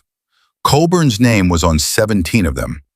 Mercer ended the call and sat in silence for 10 seconds. Then he turned to face Kira through the gap between the front seats. NCIS picked up Colburn 40 minutes ago. Kira's hands were resting on her knees. They didn't move. Where? His home, McLean, Virginia, $3.2 million house, bought it 18 months ago, cash. Mercer's voice carried the particular bitterness of a man doing arithmetic he wished he didn't understand. 18 months. 6 months after Black Compass. He bought a mansion with the blood money while the rest of us were still attending memorial services. Did he resist? No. He was in his study, drinking scotch at 5 in the morning. When they came through the door, he looked at the lead agent and said, "I wondered when you'd come." Mercer paused. "He asked about you, by name, not your cover name, your real name." He said, "Is Ashford alive?" The agent didn't answer. Colburn smiled and said, "She was always the one I worried about." Something moved through Kira's chest. Not anger. She was past anger. Something colder. The recognition that the man who killed her team had spent 2 years thinking about her, worrying about her, knowing that if anyone was going to unravel what he'd done, it would be the corpsman who refused to die. He was right to worry. "I want to see him," Kira said. "No." "Admiral." "No." Mercer's voice was firm, but not unkind. "You will testify. You will give a formal deposition. You will sit across a table from JAG prosecutors and tell them everything. The ambush, the beach, Torres and Briggs, the 23 months, all of it. And your testimony will put him in Leavenworth for the rest of his natural life. But you will not see him. Not now. Not like this." "Why?" Mercer looked at her for a long time. "Because I know what happens when someone like you sits across from someone like him in a room with no witnesses. And I need you free, Kira, not in a cell next to his." She held his gaze. 5 seconds. 7. Then she exhaled. Not surrender, acceptance. The tactical recognition that he was right, and that being right mattered more than the satisfaction of looking Colburn in the eye. "Fine," she said. "Thank you. Don't thank me. Just make sure he never sees daylight again." "That," Mercer said, "is a guarantee." At 0647, the convoy pulled into Ridgeport General's parking lot. 2 Suburbans. Breaker flanked him in clean, tactical casual. Dark pants, gray pullover, trident on a chain around his neck. Ghost held position at the entrance. And between them, Kira. She was wearing clean scrubs, borrowed from supplies in the TOC vehicle, still medium blue, still standard issue, but everything else was different. Her hair was pulled back in a tight, clean ponytail. No loose strands, no casual disorder. The elastic band was gone from her wrist. The scar above her left eyebrow was fully visible, not hidden behind strategic wisps of hair. She walked with her shoulders back, and her chin level, and her steps measured and deliberate. She was 5'4". She occupied the corridor like someone twice her size. The automatic doors opened, and they walked into the emergency department at 0651. The ER went quiet, but this silence was different from yesterday's. Yesterday had been shock. The stunned, disbelieving paralysis of people watching armed men appear in their workplace. Today was something else. Today the staff had spent 12 hours talking, searching, whispering in break rooms and hallways and over text messages. They had processed, they had researched, they had tried to understand. And now watching the small woman in blue scrubs walk through their department, flanked by a 2-star admiral and a SEAL operator, they were beginning to. Deborah saw her first. The charge nurse was at the whiteboard, updating patient statuses from the overnight shift. She turned at the sound of the doors, and her dry erase marker stopped mid-stroke. Her eyes moved from Kira's face to Mercer's uniform to Breaker's trident and back to Kira. Her hand lowered. Her chin trembled. Her eyes filled with something that took her completely by surprise. A rush of emotion so sudden and so powerful that she had to press her hand against the whiteboard to steady herself. This woman, this quiet, invisible, trembling woman who had absorbed mockery and humiliation without a word for 3 weeks, who had saved 10 lives in 47 minutes while the rest of them froze, who was not a travel nurse, who was not unremarkable, who was a decorated combat veteran that the United States Navy had believed was dead. Deborah had let it happen. The mockery, the isolation, the daily cruelty of a department that took its cues from Holloway. She had held her clipboard and looked away and told herself it wasn't her problem. And now she was looking at the truth of who Kira Ashford was, and the weight of what she had allowed pressed down on her chest like a physical thing. Kira, she whispered. The name came out broken. Kira met her eyes, held them for a moment, gave a small nod, then walked past. Liam was behind the nurse's station. He had dark circles under dark circles. He hadn't slept either. He'd spent the night replaying every moment of the MCI in his head, every instruction Kira had given him, every procedure she'd walked him through. The needle decompression, the chest tubes, the massive transfusion, the calm, steady authority of her voice, holding his shaking hands together when the rest of the department was falling apart. He had cried in the parking lot at 2 a.m, not from trauma, from gratitude, from the realization that he had been trained in 47 minutes under fire by someone whose name he would carry for the rest of his career. Now he stood at the station and watched her walk past, and his face settled into an expression he didn't have a name for. It lived somewhere between reverence and heartbreak and the fierce, aching wish that he had been the one person in this building who had seen her clearly from the start. He hadn't been. He'd offered kindness, but he hadn't seen her. Nobody had, except Priya. Priya Naidu stood near Bay 4. She was holding a supply chart, but she wasn't looking at it.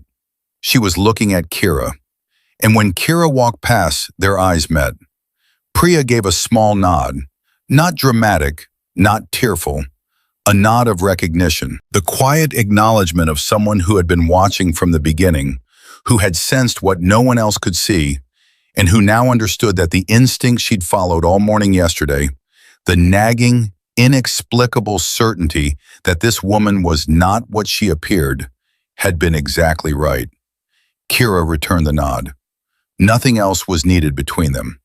Dr. Patricia Langford was waiting outside Holloway's office on the 2nd floor. She stood with her arms crossed and her reading glasses on, and an expression that suggested the last 12 hours had fundamentally reorganized her understanding of several things: institutional authority, professional judgment, and the catastrophic consequences of allowing a culture of cruelty to flourish unchecked in a department she was responsible for.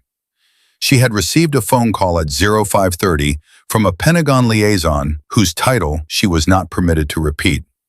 The call lasted 4 minutes. In those 4 minutes, Langford learned things about the woman her staff had dismissed as unremarkable that made her sit down on her bed and stare at the wall for a long time. Now she stood outside Holloway's office, and when Kira approached, Langford looked at her with the complicated respect of someone who has just been humbled and is wise enough to accept it. "Senior Chief," Langford said. The title sounded foreign in her mouth, unfamiliar but deliberate. She had learned it, and she was using it. "Dr. Langford." "He's inside." Mercer opened the door. Holloway's office was smaller than his ego. He sat behind his desk in his white coat, but the coat hung on the back of his chair, not on his shoulders. He wasn't wearing it. For the first time since Kira had known him, Grant Holloway was not wearing his white coat. His shirt was wrinkled. His hair was unstyled. The tag Hoyer was on his wrist, but he'd stopped checking it. He looked like a man who had spent the night in the building because going home meant sitting alone with what he'd learned, and he wasn't ready for that. He looked up when the door opened. His eyes went to Kira first, then to Mercer's uniform, then to Breaker's trident, then back to Kira. Something collapsed in his expression. Not dramatically, there was no theatrical moment of breakdown. It was quiet, internal. The slow, irreversible crumbling of a man's certainty about who he was and what he was worth. He had spent 12 hours replaying every interaction, every comment, every public humiliation he had delivered to the woman standing in his doorway. The tray he'd knocked from her hands, the cart he'd made her reorganize, the suture bay where he'd mocked her trembling hands in front of a teenager, the morning he'd told her to pick gauze up off the floor. And each memory landed on him now like a stone on a grave. Mercer spoke first. Dr. Holloway, Senior Chief Ashford's placement at this facility was part of a classified program. Her credentials reflect genuine medical training. She is a fully qualified Special Amphibious Reconnaissance Corpsman with advanced trauma certification and 6 deployments of field surgical experience in theaters of war that you will never see and could not survive. Holloway flinched. It was small, but everyone in the room caught it. She did not endanger your patients, Mercer continued. She saved 10 of them. In conditions that expose critical gaps in your department's preparedness, your triage protocols, and your leadership. The word leadership landed like a slap. Holloway's jaw tightened. His eyes dropped to his desk. Mercer let the silence hold for 5 seconds. Then he spoke again, quieter now, which somehow made it worse. Spend less time evaluating people based on how they look, Doctor. Spend more time preparing for the day when appearance is the last thing that matters. He paused. That day was yesterday. You were not ready. She was. Holloway sat behind his desk, and the silence in the room was absolute. Kira could hear the clock on his wall. She could hear Langford breathing behind her. She could hear in the distance the sounds of the ER waking up for a new shift. Monitors, voices, the squeak of shoes on linoleum. The ordinary sounds of a hospital that had no idea what was happening 2 floors above it. She stepped forward. Holloway looked up at her, and in his eyes she saw something she hadn't expected. Not defiance, not denial, not the arrogant dismissal she'd endured for 3 weeks. She saw shame. Raw, unprocessed, devastating shame. The kind that a man feels when the mirror he's been avoiding is suddenly held up to his face, and the reflection is someone he doesn't recognize and doesn't want to be. She could have destroyed him. She had every right. Every word she'd swallowed, every humiliation she'd absorbed, every time he'd made her feel small in front of people she was trying to protect. She could have thrown it all back at him and watched him break under the weight. She didn't. For what it's worth, Kira said, your instinct on the flail chest was correct. You identified it fast, faster than most attendings would. You just couldn't triage and treat simultaneously. Nobody can. That's not a failure of intelligence, Dr. Holloway. It's a failure of system. Holloway blinked. He had prepared himself for anger. He had braced for humiliation. He had expected to be torn apart by a woman who had every justification in the world to do it. He had not expected her to be fair. He had not expected the woman he'd called a liability to look him in the eye and offer a clinical assessment that was both brutally honest and more generous than he deserved. His throat worked. His eyes went bright. He swallowed once, hard, and for the first time in the 4 years Deborah had worked with him, for the first time in the 3 weeks Kira had endured him, Grant Holloway had nothing to say. Not because he was silenced, because he was, for one genuine moment, feeling something he hadn't felt in so long he'd forgotten the word for it. Humility. He nodded once. It was small. It cost him everything. Kira turned to Langford. There is something this institution can do. Name it, Langford said. Run an MCI drill. A real one. Full activation. Simulated casualties. Triage under pressure. Put your people through it before the next disaster finds them. Yesterday you had me. Next time you won't. Your staff needs to be ready without someone like me in the building. Langford nodded. It was the nod of a woman who had just received an order from someone with no official authority to give it, and who recognized it as the most important instruction she had received in her entire administrative career. I'll implement it within 30 days, Langford said. Make it 14. Langford hesitated, then nodded again. 14. They left the office. In the hallway, Mercer fell into step beside Kira. He glanced at her with something that might have been the faintest edge of a smile. You could have taken him apart, Mercer said quietly. I know. Why didn't you? Kira was quiet for a few steps. Because being right isn't the same as being cruel. He learned more from what I said than he would have from what I could have said. And his patients need him to be better, not broken. Mercer looked at her with an expression that went beyond professional respect.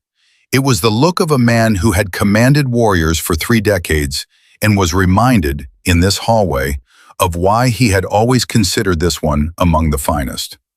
They descended the stairs. The ER spread out before them, the morning shift arriving, the board being updated, the department cycling into a new day. Staff looked up as Kira walked through. Some stared. Some looked away. Some met her eyes with expressions that ranged from awe to shame to something in between that had no name. A janitor named Marcus, who had mopped blood from the floor yesterday and said nothing to anyone, stopped his mop and stood straight as Kira passed. He didn't know military protocol. He didn't know what a senior chief was. But he recognized something in how she moved that demanded respect, and he gave it. At the supply corridor, Kira stopped. She could see Bay 2 from here, the sink where she'd washed other people's blood from her hands. The cart she'd reorganized on her first day. Hemostatics on the right, dominant hand side. Holloway had made her move them back. Gauze left, hemostatics right. His system, his authority, his department. She looked at the cart now. Someone had moved the hemostatics back to the right side, the way she'd originally placed them. She turned to find Priya watching her from 10 feet away. Priya didn't speak. She glanced at the cart, then back at Kira. The message was clear. I moved them. I moved them because you were right. I moved them because I was paying attention when nobody else was. Kira felt her throat tighten. She swallowed it, controlled it. But she held Priya's gaze for 3 full seconds, and in those 3 seconds, she said everything she would never say aloud. Thank you for seeing me. Priya nodded once, then she went back to her chart. Liam caught Kira near the entrance. He was holding something, a folded piece of paper. He pressed it into her hand without preamble. My phone number, he said. If you ever need anything, I mean, not like, I just mean if you ever need anything, a reference, a conversation, someone to vouch for a cover story. He attempted a smile. It was shaky, but real. I'm pretty good at pretending I don't know things. Kira looked at the paper, then at Liam. She folded it and put it in her scrub pocket. You did good work yesterday, Liam. The chest tubes were clean. Your hands steadied when it mattered. That's not nothing. His eyes went bright. He nodded fast. Thank you. I mean, you saved. You were... He stopped, took a breath. I won't forget what you taught me. Don't forget to teach the next person, she said. That's how it works. She walked toward the exit. Breaker fell into step beside her. Behind them, Mercer followed. Ghost held the door. They reached the entrance. The morning light streamed through the glass doors, warm, gold, angled low across the parking lot and the linoleum floor. Outside, Ridgeport was waking up. Traffic moving, coffee shops opening, people walking to jobs they'd complain about and lives they'd take for granted. The ordinary, miraculous business of a city that didn't know how close it had come. Kira stopped. She turned and looked back through the glass partition into the emergency department one last time. Deborah was at the whiteboard writing. Her hand was steady now. Liam was checking on a patient in Bay 1, his stethoscope around his neck, his posture just a fraction straighter than it had been 24 hours ago.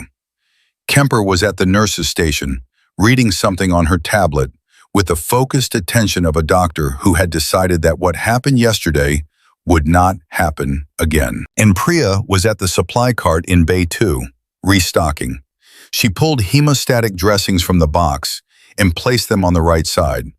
Dominant hand side, the way Kira had done it on her very first day, before anyone knew why it mattered, before anyone knew who had done it, before the world cracked open and the truth came flooding through. Priya placed each one carefully, deliberately, like she was building something. Kira's throat tightened, her eyes burned. She blinked once, let it pass. The way she had let everything pass for 23 months, the grief, the rage, the loneliness, the crushing weight of carrying dead men's names through days that didn't deserve them. But this was different. This wasn't pain she was pushing down. This was something warm, something that felt like it might be the first thing in 2 years that didn't hurt. She blinked again, breathed, turned. Mercer stood at the door. Ready? Kira looked at her hands. Shrapnel scars, calluses from a trigger and from surgical instruments, blood under her fingernails, some from Nomad's face, some from the patients she'd saved. All of it dried now, all of it hers to carry. These hands had held gauze and guns. They had comforted dying men on foreign beaches and killed armed men in Virginia darkness. They had trembled on command for 3 weeks and been still when it mattered. They were not the hands of a woman who could sit in an apartment with blank walls and pretend the world didn't need her. Ready, she said. She walked through the doors into the Virginia morning. Mercer on her left, Breaker on her right, Ghost behind. The sun hit her face and she closed her eyes for 1 second and felt the warmth on her skin and allowed herself, for 1 second, to feel alive without qualification. Then she opened her eyes, set her jaw, fixed her gaze forward. Somewhere in a federal facility, James Colburn was sitting in a cell. Somewhere in a suburban behind her, Caleb Dunn was sleeping with a weapon on his chest. Somewhere in the Blue Ridge Mountains, NCIS agents were pulling apart a compound full of secrets. And somewhere in the vast, tangled web of Iron Veil's network, there were more threads to pull, more traitors to find, more operators at risk. The fight wasn't over. But for the first time in 23 months, she wasn't fighting it alone. Breaker asked the question before they reached the Suburbans. What now? Kira didn't answer immediately. She walked 3 more steps, stopped on the sidewalk outside Ridgeport General's entrance, and stood in the morning light with her face turned slightly upward, not toward the sun, toward something she couldn't see but could feel, the pull of unfinished business, the gravity of a world that had tried to bury her and failed. Nomad needs rehab, she said, physical and operational. His ankle is sprained, not broken, but the soft tissue damage from the restraints will take weeks. The facial trauma is superficial, but the psychological processing won't be. 4 interrogation sessions in 14 hours. He held, but holding costs. I've seen what that cost looks like 6 months later when nobody's watching. Breaker nodded. He knew. Every operator who'd been through captivity resistance training knew. The body heals on a timeline. The mind heals on its own schedule, and sometimes it doesn't heal at all. I can oversee his recovery, Kira said. I know how he's built. I know what he can take and where his fracture points are. He trusts me. And after? After. She said the word like she was tasting it, testing its weight. Colburn is in custody, but Colburn didn't build Iron Veil alone. He ran intelligence. Someone else ran operations. Someone else handled finance. Someone else maintained the political cover, the congressional allies, the defense contracts, the PR machine that kept them clean on paper. She turned and looked at Breaker. That network is still alive. Colburn is one node. Cut one node and a network reroutes. You have to map the entire structure and take it down simultaneously or it grows back. That sounds like a long-term operation. It is. That sounds like you're not retiring. Kira looked at her hands. She had been looking at her hands a lot in the last 24 hours, at the scars, the calluses, the steady fingers that had stopped trembling and would not start again. These hands had done terrible things and beautiful things, and the line between them was thinner than anyone who hadn't lived her life could understand. I spent 23 months pretending to be no one, she said. I'm done pretending. Mercer had been standing 3 feet behind them, close enough to hear, far enough to give them the space that operators needed when they spoke to each other about things that admirals weren't always part of. But now, he stepped forward. There's a task force being assembled, he said. Joint, NCIS lead, with support from FBI counterintelligence and naval special warfare. The mandate is to dismantle Iron Veil's entire network, domestic and international. Every node, every asset, every financial pipeline, every political connection. He looked at Kira. They need someone who knows the network from the inside, someone who's been watching it for 2 years, someone who has operational experience, intelligence background, and the kind of credibility that comes from having survived what these people tried to do to her. You're offering me a position. I'm telling you the position exists. The offer comes from people above me, and they've already made it. I'm just the messenger. He paused. Officially, Senior Chief Petty Officer Kira Ashford will be reinstated to active duty with full back pay and benefits for the 23 months she spent in classified non-contact status. Her KIA designation will be reclassified. Her service record will be updated, and she will be attached to the task force as a special advisor with operational authority. Kira was quiet for a long time. The morning traffic hummed past the hospital. A woman pushed a stroller on the sidewalk across the street. A delivery truck backed into a loading dock. The ordinary world moved around them the way water moves around a stone, flowing past, unbothered, unaware. What about my testimony? Kira asked. Colburn's trial. Your deposition will be taken within 72 hours. Classified setting. JAG prosecutors are already preparing. The physical evidence from the compound, combined with Nomad's debriefing and your testimony, gives them enough for a conviction on multiple counts of espionage, conspiracy to commit murder of military personnel, and treason. Mercer's voice hardened on the last word. Treason, Kira. They're going for the full charge. Good. Your identity will be protected during proceedings. Sealed testimony, no public record. The task force needs you operational, not exposed. She nodded slowly. When does it start? It already has. Mercer checked his watch. Briefing at Norfolk, 1400. Full read-in on the network topology NCIS has built from the compound evidence. Satellite intelligence, financial tracking, known associates. He met her eyes. You'll recognize some of the names. I'm sure I will. At 0715, Kira walked back into the hospital alone.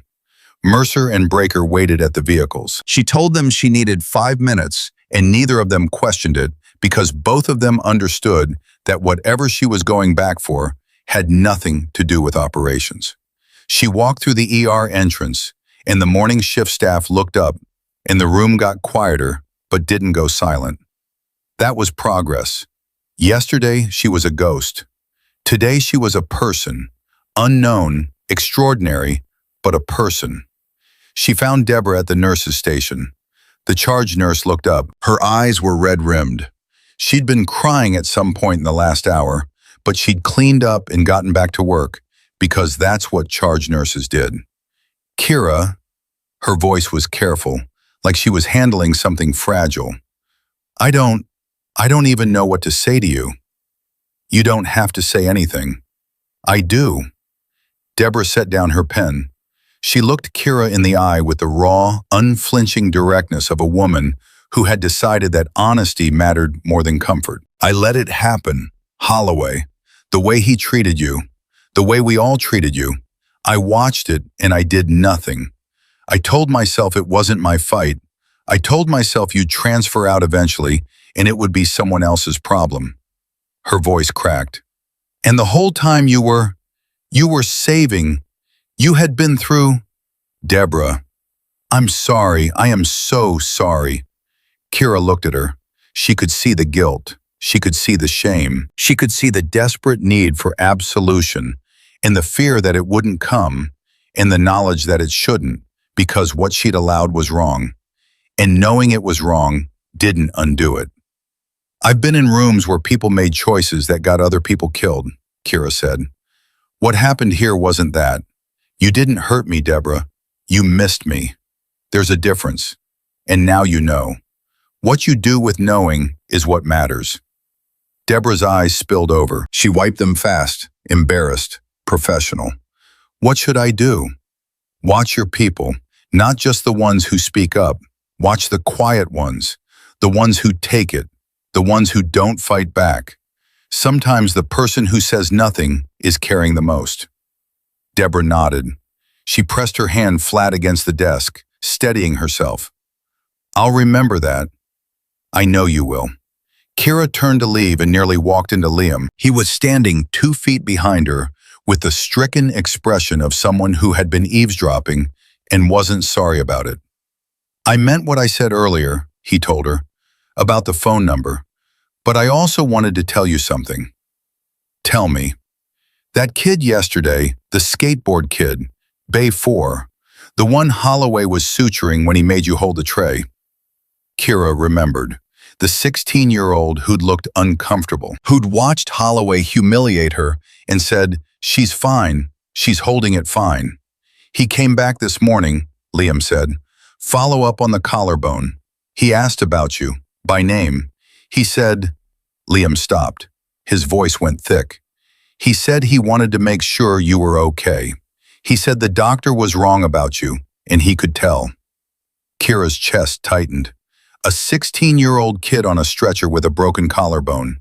In pain, scared, and he'd looked at her hands and seen the scars, and looked at her face and seen something real, and said she's fine when no one else would.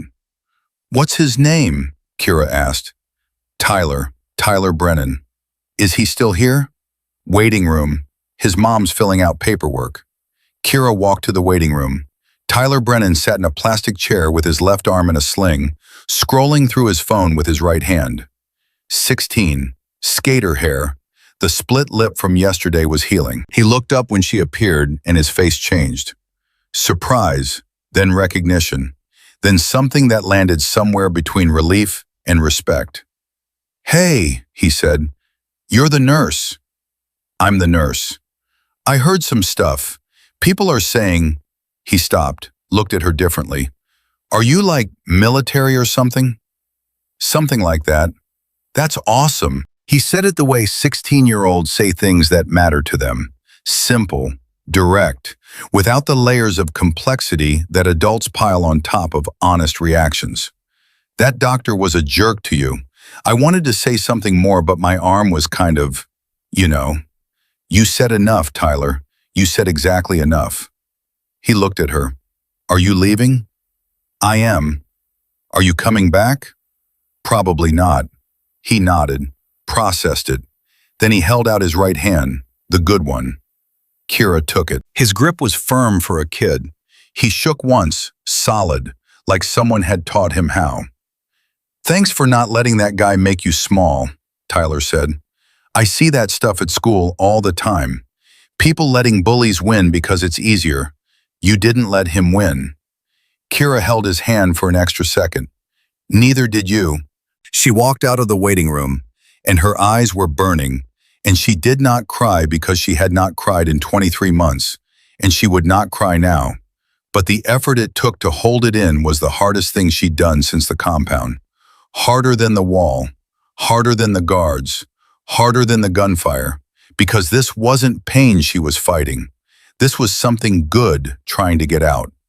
and she wasn't used to that. She had forgotten what it felt like to be seen by someone who had no obligation to see her. She passed Bay 2 one last time. The supply cart stood where it always stood. Hemostatics on the right. Priya's work. Still there. Still right.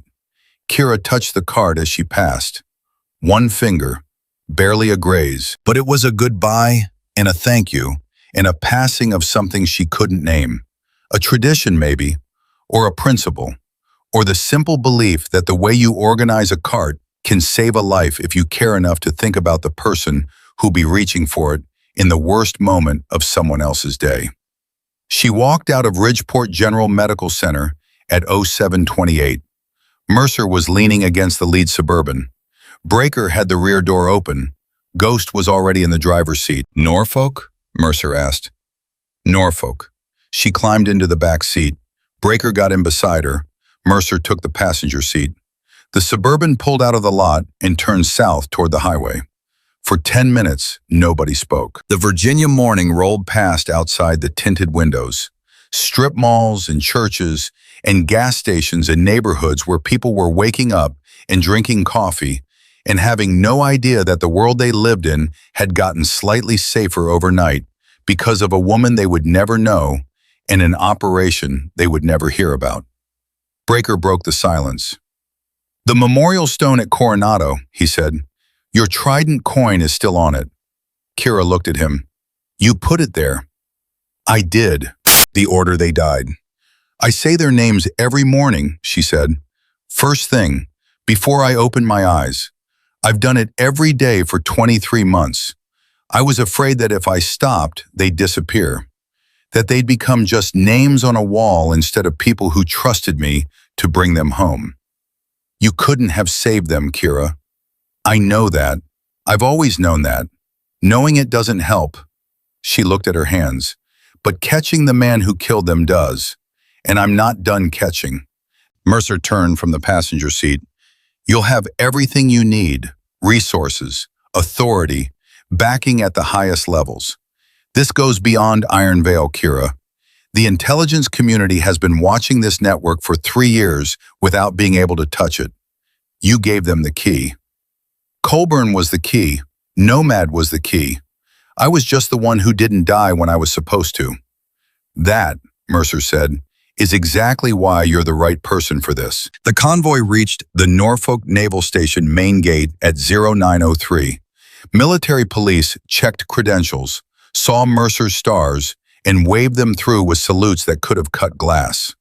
The Suburbans rolled past rows of gray warships and administrative buildings and barracks, and all the ordered, purposeful infrastructure of the most powerful navy in the history of the world. Kira looked through the window and felt something she hadn't felt in a very long time. Belonging. Not the desperate, grateful belonging of someone who'd been lost and found. The quiet, settled belonging of someone who was returning to a place that had always been hers, even when she couldn't claim it. They parked at a secure building near the waterfront. Mercer led them through 2 security checkpoints and into a briefing room where 6 people were already seated. 2 NCIS agents, an FBI counterintelligence analyst, a Navy JAG officer, and 2 people in civilian clothes whose names would not appear on any attendance sheet. They all stood when Mercer entered. They all looked at Kira, the senior NCIS agent, a woman in her 50s with short gray hair and the no-nonsense bearing of someone who had spent her career putting powerful people in prison, stepped forward. Senior Chief Ashford, "I'm Special Agent Diane Kowalski. I'll be leading the Joint Task Force." She extended her hand. Kira took it, then stopped. "Kowalski?" "My brother," the agent said.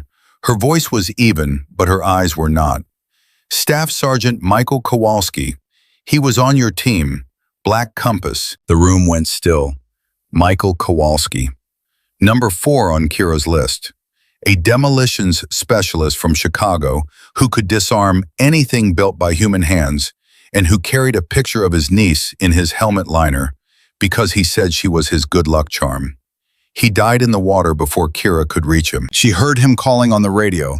Just his name. Just Kowalski. Kowalski. like a question he was asking the darkness. And then the radio went silent, and when she found his body, it was floating face down, and the picture of his niece was still in his helmet. Kira looked at Diane Kowalski and saw Michael's eyes. The same dark brown, the same intensity, the same refusal to look away from hard things. "He talked about you," Kira said. "He called you Die. He said you were the toughest person in his family, and that included him." Diane Kowalski's jaw tightened. Her eyes went bright. She held it. "He was right about that." She squeezed Kira's hand once, hard, then let go. "Let's get the people who killed my brother." "Yes, ma'am." The briefing lasted 3 hours.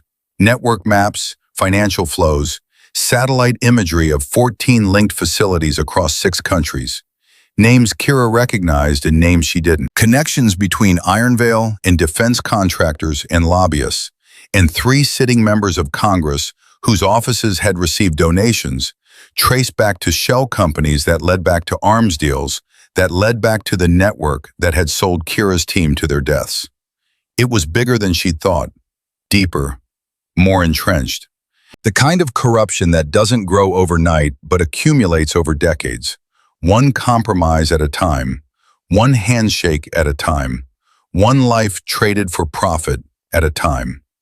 Kira sat at the table and absorbed it all and felt the weight of what she was being asked to do settle on her shoulders. Not the weight of impossibility, the weight of purpose. The specific, clarifying heaviness of knowing exactly what you were built for and being given the chance to do it. At 1300, the briefing ended. People filed out. Mercer lingered. "One more thing," he said. He reached into his pocket and placed something on the table. A gold trident pin, polished, catching the overhead light. "This was recovered from your personal effects locker at Coronado," Mercer said. "It's been in my desk drawer for 23 months. I couldn't bring myself to archive it." Kira looked at the trident, the eagle gripping the anchor and the pistol and the trident of Neptune, the symbol of everything she had given her life to, the symbol that had been taken from her the night an anti-ship missile turned her world to fire and salt water. She picked it up. The weight of it in her palm was exactly as she remembered, heavier than it looked, the way all things that matter are heavier than they look. "Put it on," Mercer said. Kira closed her fingers around it, felt the pin press into her palm, felt the eagle's wings against her skin. She pinned it to her chest, above the heart, where it belonged. Mercer saluted her. A 2-star Rear Admiral saluting a senior chief. It was technically unnecessary. He did it anyway. Because some things aren't about protocol. They're about what a person has earned. Kira returned the salute, clean, sharp. The muscle memory of 10 years in the teams firing through her arm like electricity. Mercer dropped his hand, turned, walked to the door, stopped. "Welcome back, Phoenix." He left. Kira stood alone in the briefing room. The network maps were still on the screens. 14 facilities, 6 countries, a web of corruption that had killed 11 people she loved and would kill more if it wasn't stopped. She looked at the trident on her chest. She looked at her hands, the scars, the calluses, the fingernails still carrying traces of blood from yesterday's patients and last night's mission. She thought about Nomad sleeping with a rifle on his chest because safety was a concept he couldn't afford to trust yet. She thought about Breaker leaving a trident coin on a memorial stone and not speaking for 3 days. She thought about Diane Kowalski carrying her brother's murder in her eyes and converting it into the cold, relentless machinery of justice. She thought about Deborah, who would watch the quiet ones now. About Liam, who would teach the next person what he'd been taught. About Tyler Brennan, 16 years old, broken collarbone, who looked at a trembling nurse and saw someone worth defending. She thought about Priya Naidu, placing hemostatic dressings on the right side of a supply cart in an emergency room in Virginia. A small act, a quiet act, the kind of act that nobody notices until the moment it saves a life. Kira touched the trident one more time. Then she squared her shoulders, set her jaw, and walked out of the briefing room toward the operations center where her team was waiting. 23 months ago, the Navy buried a woman named Kira Ashford. They buried the wrong woman. The woman who died on that beach in Cyprus was the woman who believed she had to carry everything alone. The woman who thought that silence was safety and invisibility was survival, and that the only way to protect the people she loved was to disappear from their lives. That woman was gone. The woman who walked out of that briefing room was someone else. Someone who had been through the fire and the water and the darkness and had come out the other side not unbroken, never unbroken. Nothing survives what she survived unbroken, but rebuilt. Stronger in the fractured places, harder where she needed to be hard, and softer in the places that mattered than she had ever allowed herself to be before. Her name was Kira Eleanor Ashford. Her call sign was Phoenix. She was a senior chief petty officer in the United States Navy, a combat-decorated corpsman, a warrior, a healer, and a woman who had spent 2 years learning the hardest lesson any soldier ever learns, that the bravest thing you can do is not die for the people you love, but live for them. She had 11 names tattooed on her heart. She would carry them until her last breath. But she would carry them forward now, not into hiding, not into silence, not into cold coffee and oversized scrubs and elastic bands snapped against the wrist to keep the ghosts at bay. She would carry them into the fight, into the light, into the work that remained. Phoenix walked into the operations center. The team looked up. She looked back. "Let's get to work," she said, and the room moved.